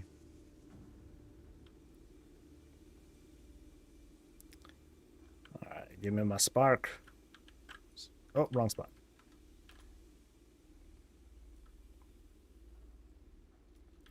Now give me my spark. Boop, boop, boop. And where's the other spark? It is in the bank. Hoping I get the alpha today. I remember I got into Dragonflight and War Within alphas, but not sure when. Haha. Nice.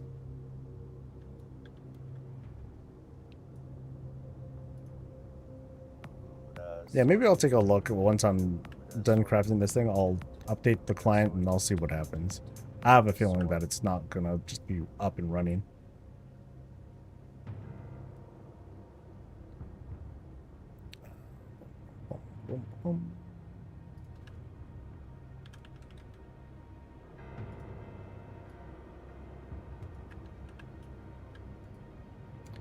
Thanks to Rhapsody and Kilroy for the primes. Much appreciated. Diz, what's up? Want to thank you for your nice vids on YouTube and join. Thank you. Thank you for the kindness, dude. That's like fuel. Oh, which reminds me, what's for lunch? Shit. Oh, no, I do have lunch prepped. Okay, cool. We're good.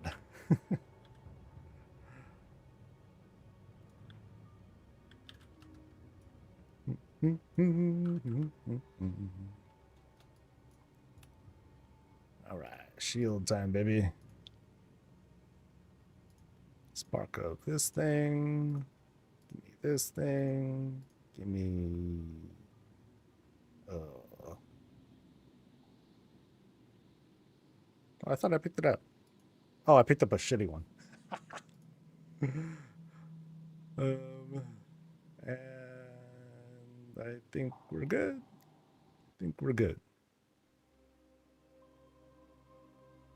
Yeah. Yeah. Okay. Oh, I'm missing something. Shit. Wait, what am I missing? One optional reagent is missing a requirement.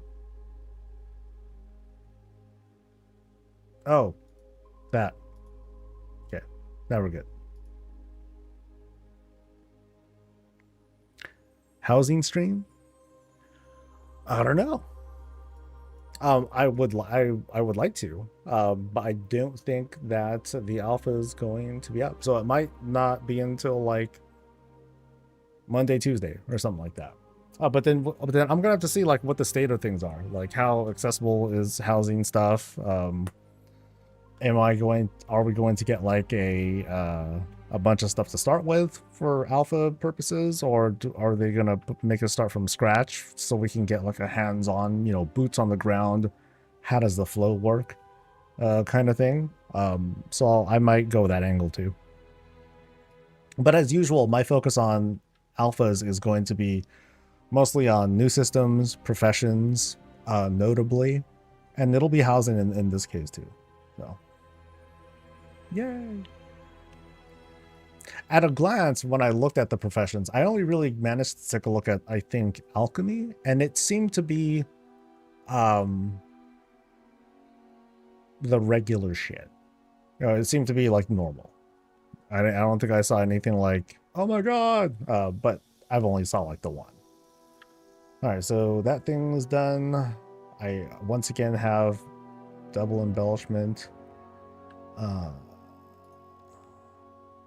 I guess I can upgrade some more. I could upgrade some more gear.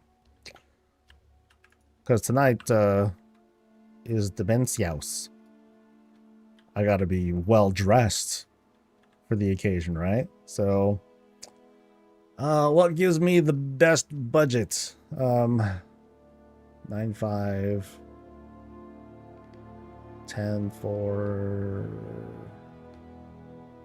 Oh, how weird! I'm getting different armor values. Actually, no, that's I think that's right. So that's 41, 41. Okay, so it's all the same budget. So which thing do I want? Actually, how much shit do I have? I have here. I think I have like 2 upgrade things that I can do.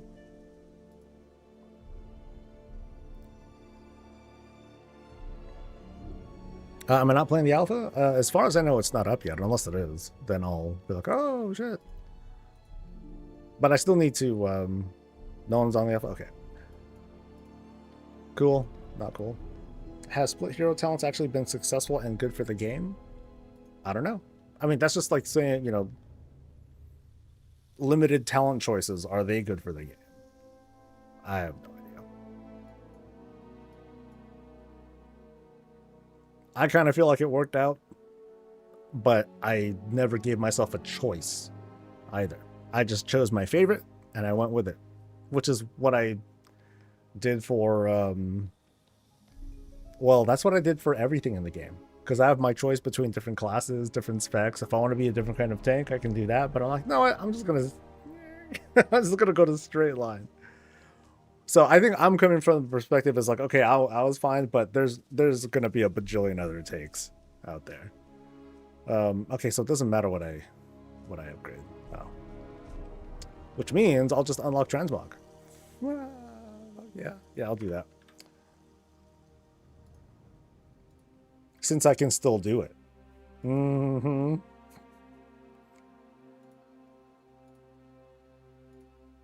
Because I won't be able to for long. So I'll do this thing.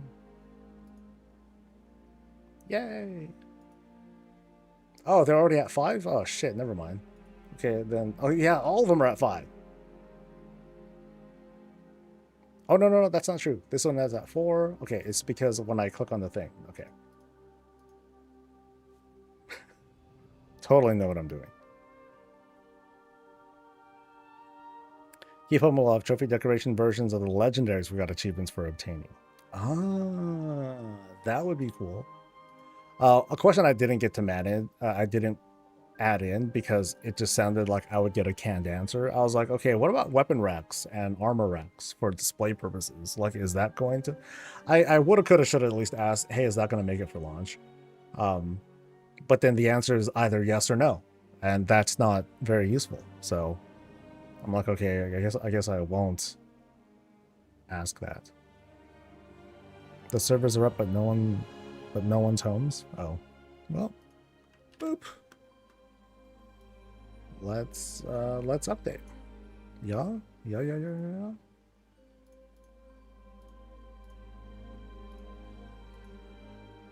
Come on. All right. I'll have the Hollow Horseman set for my Blood Elf Rat Paladin. I mixed it with the Arathi Crusader set from Nightfall and made a Hollow Arathi. Oh, that's cool. Ha ha ha. Crazy, they're basically starting over from the Spectre after the shitstorm with hero talent ratio split. I think that's it's the consequence of making choices. You know, it's going to be hard to get like that even. It's going to be hard to get that even split, especially when we come from a community that takes the whole min-maxing mentality and clubs people with it.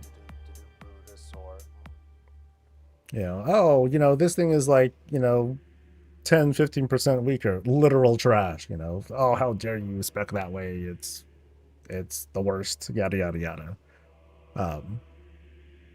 But that's been that whole knee-jerk reaction. By the way, thank you to Muddy for the Prime. Thank you.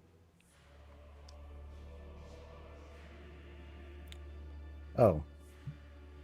I guess it updated. Yeah.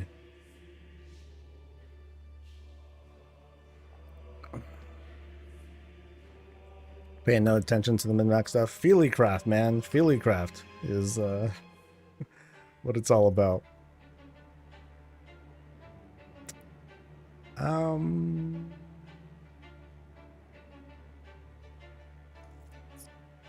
I don't think that is supposed to be it. Beta? No, I don't think that's supposed to be it.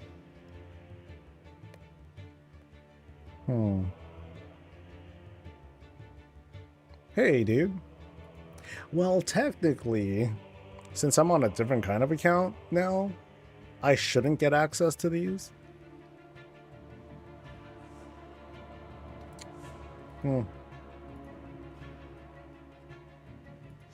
But I think there should be an official statement.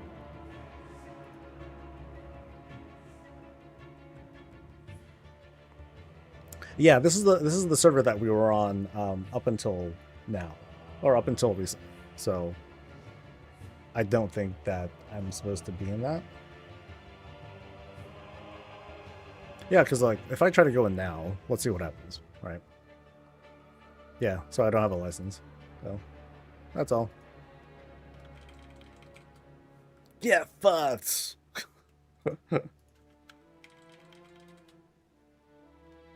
The ones listed under beta are listed as 12.0. Okay, so let's see. I think someone had also said that they needed to have like the license or whatever, so we might not actually be flagged. Will housing recipes be released during early access, or will they wait for midnight launch? I'm not sure. I have a feeling that it will be available during early access, but I'm just guessing.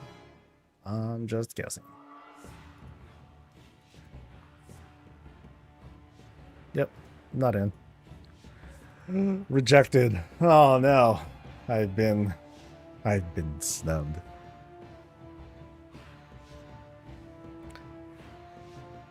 Now, as far as I know, like the client probably works, which means that Wowhead might be. Are they doing stuff now?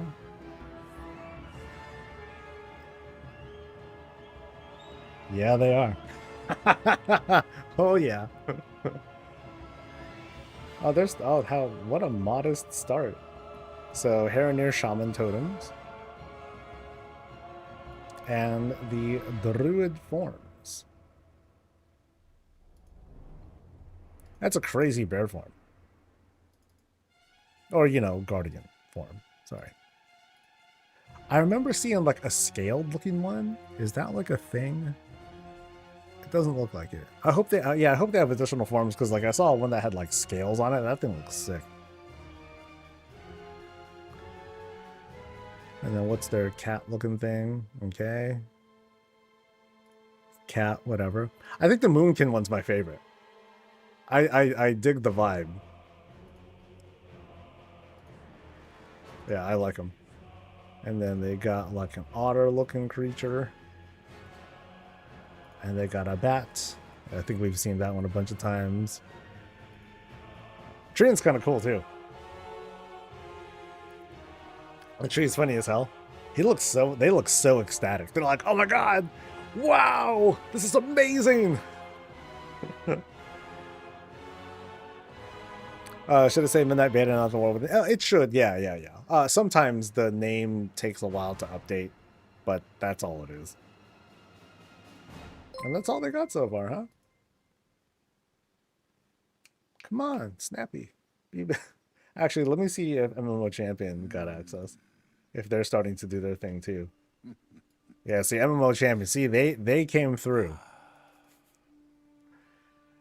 This is why MMO Champion is... Sorry, Wowhead folks. But it's kind of my favorite thing. Because they just dump it out. And they don't give a shit. I mean, they run ads and everything. But they don't really care either. Okay, so let's take a closer look, shall we? Strings are something I'll be interested in, but let's look at some of these screenshots. Ew. Wait, load screens? Okay, these I think they're loading screens. That's cool. How then? Oh, this is the Arcan place.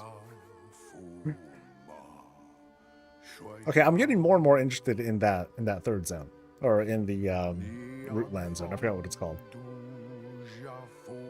All right, so what can we glean from here? Oh, forums are awful. I still participate sometimes, but it's yeah. Okay, so people who were scared of pet battles being deleted somehow, that's we can dispel that rumor. That's going to be a thing. Dungeons. Sorry, I'm skimming, so you'll have to excuse me for just kind of like jumping around. So here's some achievements for completing Mechagon stuff. Ride all the rickety planks. Craft a bunch of items. I'm hoping that this is retroactive. Actually, this is an update, so I think it should be retroactive. Yeah. So, so these are just kind of like easy questy stuff that we'll be going through. Chair set icons are in there. Nice, nice. I'm not one to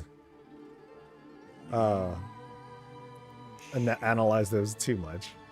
Let's see, Brawlers Guild. Hey, Brawlers Guild. Oh my god. First 99 of the accounts. Okay, so the XP boost that is continuing on. That makes sense.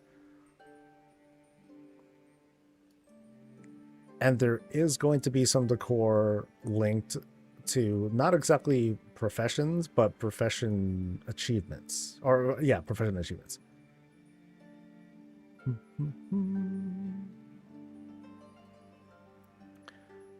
What else we got? Yeah, lots of decor rewards are being added to achievements. That's cool. That's pretty sick. Dungeon feed of strength things, keystone stuff. No decor on these achievements, which mostly makes sense. Resilient 30? Damn.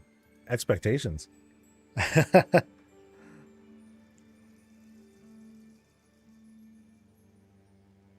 Midnight Enchanting 75. Is it only, there's no 100 milestone? I didn't happen to look at like what the max skill was. Or at least I lost track of that. And then here's the meta stuff. Bum, bum, bum. So the Great Horde is what you get for the BFA one. I'm sorry, that's the Dragonflight one. This is the BFA one. Nazoth's Captured Eye. Yeah, I think we've seen that stuff. Replica Dark Heart of Galakron for the World Soul Saga one. Or for the War Within one. Yeah.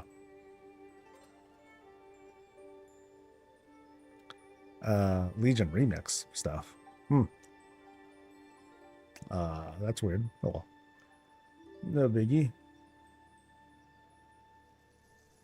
Yeah, so these have all milestones for 75 again. More decor from exploration, class hall stuff. Nothing added, I think.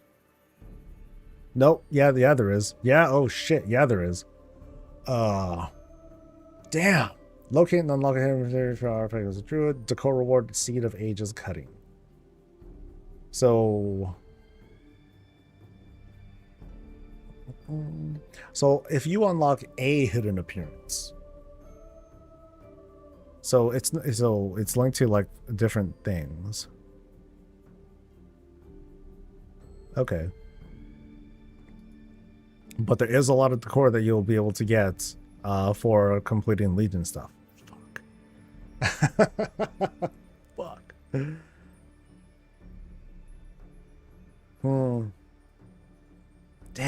Damn. How much Legion Remix stuff am I going to end up doing? Not that much, actually. Because I'm going to have one character that's going to do, like, the main shit. And then the rest are just along for the ride. So those folks, they're just going to focus on whatever the hell is linked to these achievements here. Maybe. If the leveling's slow, though, and it might be, then I'm not going to care. Then I'll just use whatever characters that I have. But that might not be important either. Because it's not like you have to be max level in order to do these campaigns, probably. Did you see some people were able to unlock Mage Tower skins these past couple of weeks?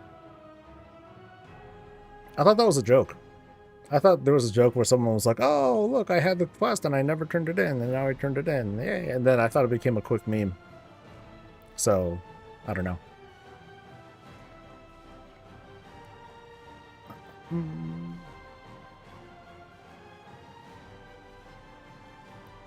I'm excited about the thought of eventually having Hearthstones displayed at my hearth. Just have like a line of them. Because we have so many these days. Freaking Dalaran, the regular one. I mean, maybe the toys can count too. But yeah, we have a lot. Which is cool. Yeah, what else we got? Any other new stuff? So, hard mode, prey stuff, normal hard, nightmare difficulty.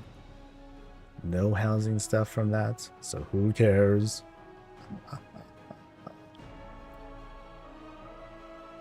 Yeah, I wonder if the max skill is only 75 now. I wish I took a closer look to see that. Fates of Strength, seasonal stuff. Nope, never mind. 100 skill points. Okay.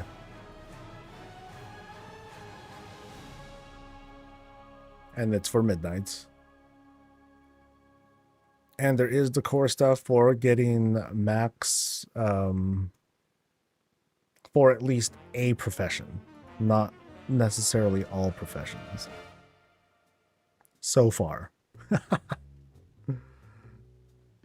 Because like this one. Oh, I like the achievement, working way past midday. I hope not. Oh, that's gonna feel like a big pain.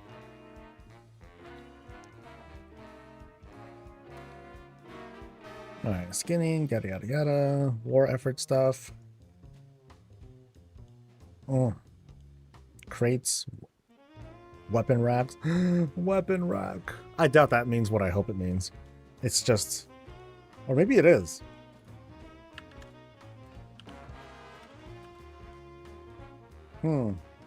Silver hand weapon rack. Ebon blade weapon rack. Spiked weapon rack. Crossing my fingers here. But okay. So I'm pretty damn sure I did that one. That's a totally different one. And that's a different one as well. I'm sure they'll have like a plain ass weapon rack thing too. What I'd love though is an invisible weapon rack. So that way I can just have weapons like hover all over the place. Or shields hover all over the place. Barrels and braziers and recliners. Oh, here we go. Oh, we did this one. The guild did this one. So defeat one armed bandit after activating one ship defense thing, and then you get the Galagio Luck Spinner. I hope it's like an interactable, like slot machine looking thing. That'd be sick. And that's it. That is the entire alpha. That's the whole game. Just kidding. Okay, so now for some tougher to read things. So these are controls. You'll have to excuse the gore. So advanced move, I'm looking for like undo. Which I doubt we're going to see because we've seen what we're going to see. You know, this is all stuff that we've seen from the alpha that we were just playing through. The transfer, nope, that's different stuff. Block neighborhood invites. Combat warnings, cooldown stuff. Okay, so we've moved past the housing stuff.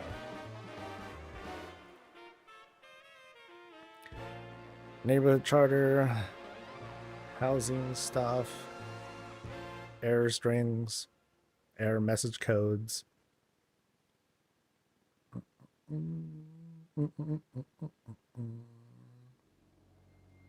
Yeah, can't do this, can't do that.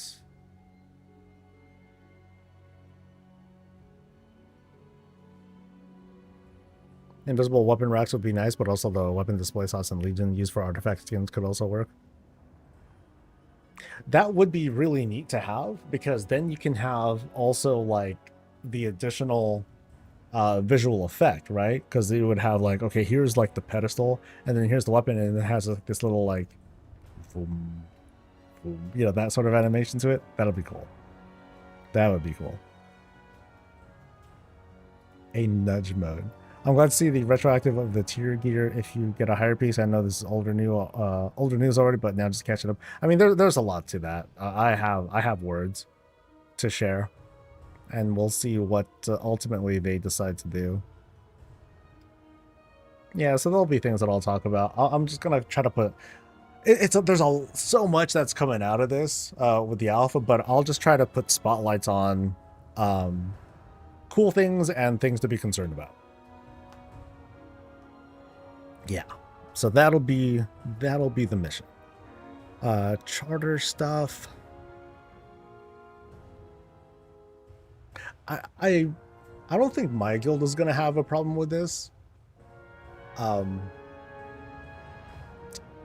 But the whole thing about wanting to have multiple people in the same plot, how that can't really be a thing. You need, you know, I don't think it's gonna be a big deal. Because we don't have that many super active players. Well, we'll have to see. Anyway, what else we got? String. So endeavors are active here. I know they said they wanted endeavors to be testable, but I don't think they're going to be a thing until it's actually live. Early access probably won't have it. What's up, Cornell? I might be heading out soon. If Alpha ain't up sometime soon, and I don't think it's going to be. I'm not seeing any word on official announcement thingy.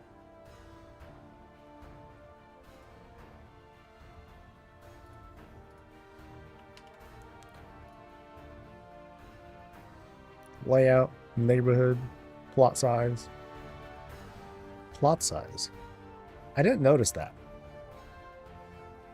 I didn't notice some plots being larger than others. Because I know I want mine to be big. I'd want to have like the biggest one I can get.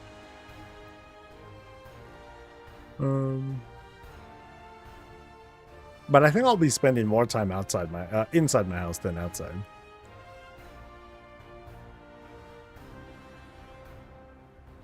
Not much that someone else is just hanging out. Yeah, right on. Yeah, I don't think it's like up yet, or at least people haven't been assigned. Server things haven't been rolled out properly. Might be an unpopular opinion, but MO alpha testing should include an NDA because there's always the risk of souring the community before the expansion is in its ultimate form. I don't think that's an unpopular opinion. Actually, no, I do think it's an unpopular opinion, but I think it's but I don't think it's a bad take. There we go. There's the distinction. I'm not like people tend to handle spoilers. Sorry, let me rephrase. Not everyone is mentally equipped to handle the roller coaster that is testing. Especially when it comes to like class balance or like systems and things like that. People will be like, oh my god, my class just got destroyed. And it's like 3 weeks into the alpha or something like that. And they'll champion for their class and try to make sure that they don't feel nerfed by the time it goes live and yada yada yada. And you know, as a consequence of that, as we get into, you know, the different builds and as time goes by, then those players will take credits because they listened and blah blah blah, and they couldn't have thought of this thing without us. You know, there's no room for the dev team to be like, well, you know, we already have these changes in mind. It's just that we already have these. It's just that you know, what you're seeing in this public build is just a reflection of the mistake we know we made, but we already have things coming. But then people are like, no, that's clearly a Blizzard lie. That's only because of, yeah, it's that sort of shit. That, as well as when we get previews of things that we're not sure if it's gonna go live at the start or if it's gonna come out like months and months from now, like notably stuff in the trading post. You know, we see something from the trading post and we're like, oh my god, this is amazing, and then we don't see it for like a year.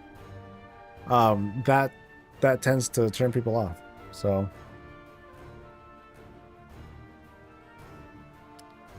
people would leak everything even if you locked it behind NBA, and people were data mining the internal build 2 days ago. Yeah, they're not supposed to, but they definitely were.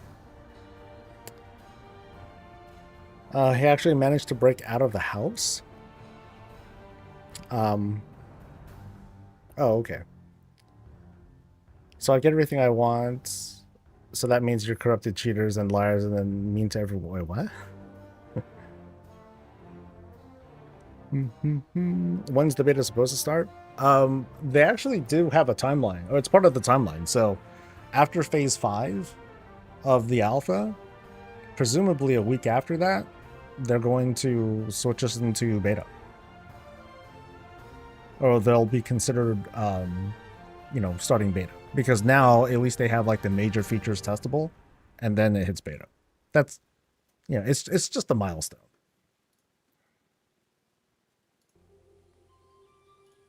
Let me see if anything changed here. A certain type of person will turn everything good into making it wrong somehow. Oh, that's just a cynic.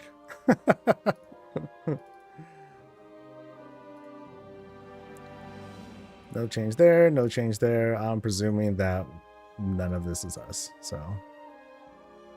Boop. All right.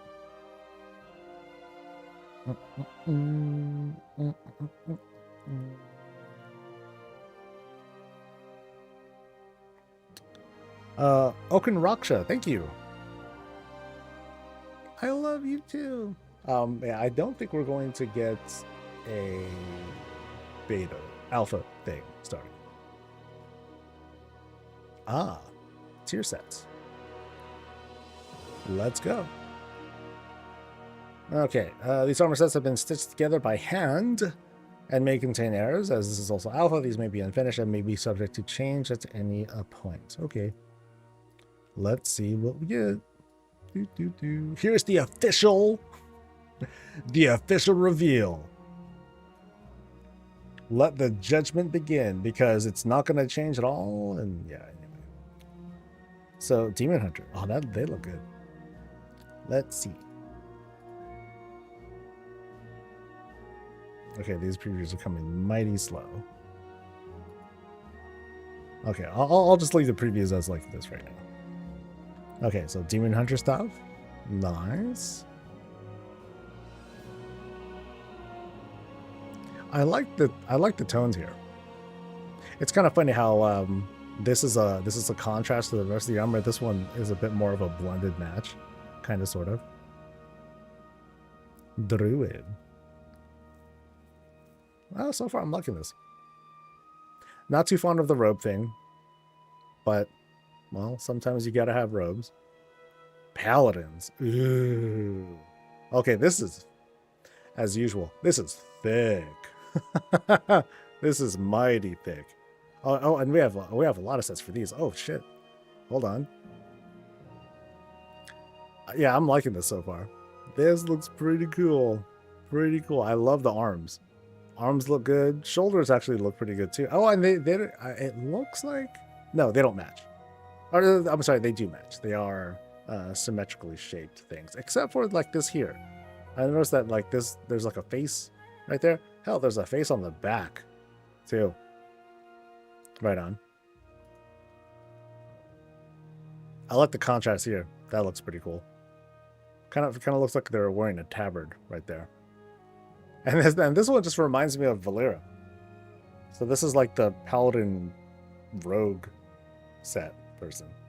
All right, so for priesties, well, okay, this has a bit too similar of a vibe to the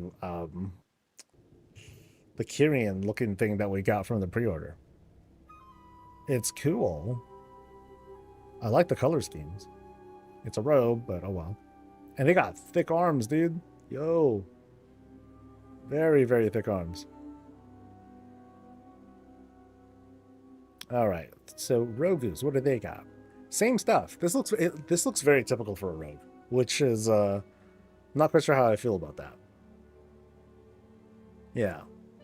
I like the mask though. The mask is kind of neat. Of course, how's it going to look on like a Tauren rogue and all that stuff? So there's that to consider. Ooh, Kirin Tor rogue. That's kind of neat. I like that vibe. Warlocks. Okay, that mask is pretty sick. And they're thick. Like you got those. They're basically wearing like a dead infernal. I like that. That's a cool concept. Like they got infernal parts and they just like strapped them on. Like, yep, okay, I'm wearing this now. Oh, and then like between the color schemes, like that looks pretty cool. This helmet is very, very neat. It's got like a plate vibe to it, but it's not. It's supposed to be like an infernal vibe. I like that. Oh, this one definitely like a Burning Crusade Sargeras vibe there too. Nice. Then warrior stuff. Back to the horns. Horns are like a big deal for warriors. Actually, they're a bit too big of a deal. These horns are a bit much. They remind me more like tentacles than anything. Toilet seat belt?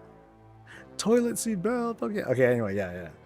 Okay. These totally have like tentacle shoulders. That's how it looks to me. And that's it. So who are we missing? So monks have been deleted from the game. Hunters have been deleted from the game. Evokers are gone. Mages are gone. Who am I missing? No one important. But yeah, sorry guys. So I'll see you in Fortnite. Shaman are gone. Yeah, Shaman class deleted. Oh, it's a bummer. It's a bummer.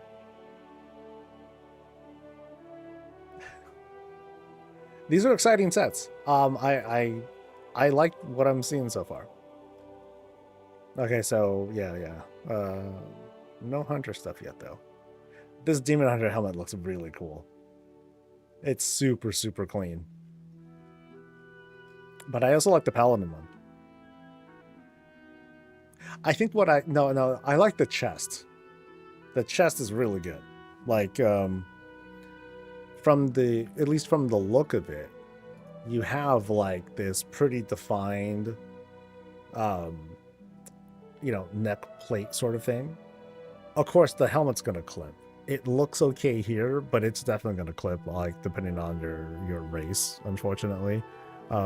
But otherwise, like as is, oh, that glow is, it's kind of intimidating, right?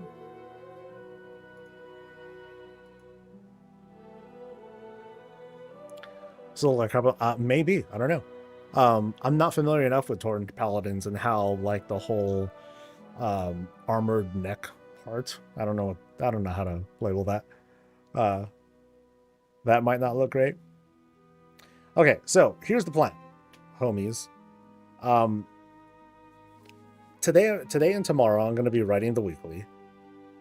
I'm also going to be writing, like, for the reminder video at least. It's going to be a longer Monday reminder video because I want to set people up right and get people good momentum when they start the Legion remix, because that's coming next week. And then it's going to be a lot of that, but I'm not going to be around. I probably won't be around for the weekend, because otherwise I would love to just do like kind of a cozy like housing stream of just like exploring stuff and figuring out the controls and just kind of talking through, sharing the experience and stuff. But I don't think I'm going to be able to have that opportunity this weekend. And then there's a Legion remix. So Tuesday, if the alpha's up, I'm definitely going to be just doing player housing stuff and alpha stuff while we wait for the remix to become a thing. Tier sets, yeah. So this right here is the Warlock one. Just kidding. But let's just pretend. No, the Warlock one looks pretty sick. Let me show you real quick. Actually, you're probably just showing yourself really quick, but I want to look at it again too. Like I like this Sargeras looking one. This one screams old school Burning Crusade kind of stuff. But I dig it. I dig it. Like I said, they just took an Infernal and wore it.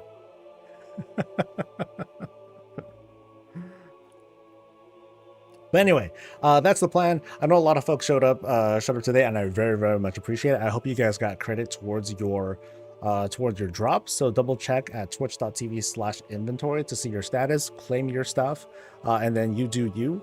I will be back soon though. Okay, maybe not soon, but I'll definitely be back for continued midnight coverage, Legion remix stuff and everything, and I'll be sharing with all the goodness. For now though, as much as it pains me, I gotta head out. You guys have a great rest of your day. Thanks for chatting and talking with me and visiting. You guys could have been anywhere, but you were here. But let me let me find you a place to drop you off to help you guys out with the streams, with the drops. I'm sorry. Let's find someone to raid, shall we? Who we gonna raid? What's a familiar name? Give me a familiar name.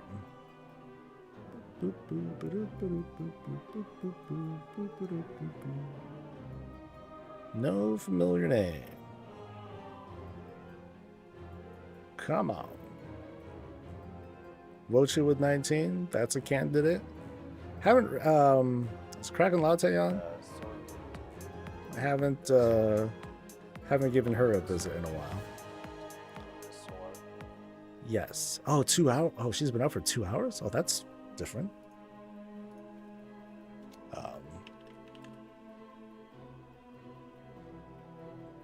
Zari is huge. I'm not gonna raid a giant channel like that. Yeah, even if he did like a, hey, let's do a shout out. Yeah, that's not worth it. I want to help out. Oh, wait. That's WoW, right?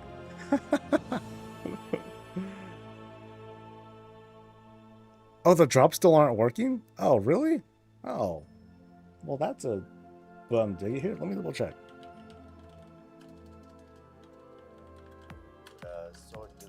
I know there was a problem with it, and they had to reset progress there. No, it still works. I'm at 1% because I've barely been watching myself, but it does work. Yeah. Or it does work now. So anyway, off I go. You guys have a great rest of your thing, and I'll see you guys next time. Until then, stay safe, stay healthy, and as always, stay breezy. Bye. I got to do it again for the YouTube folks.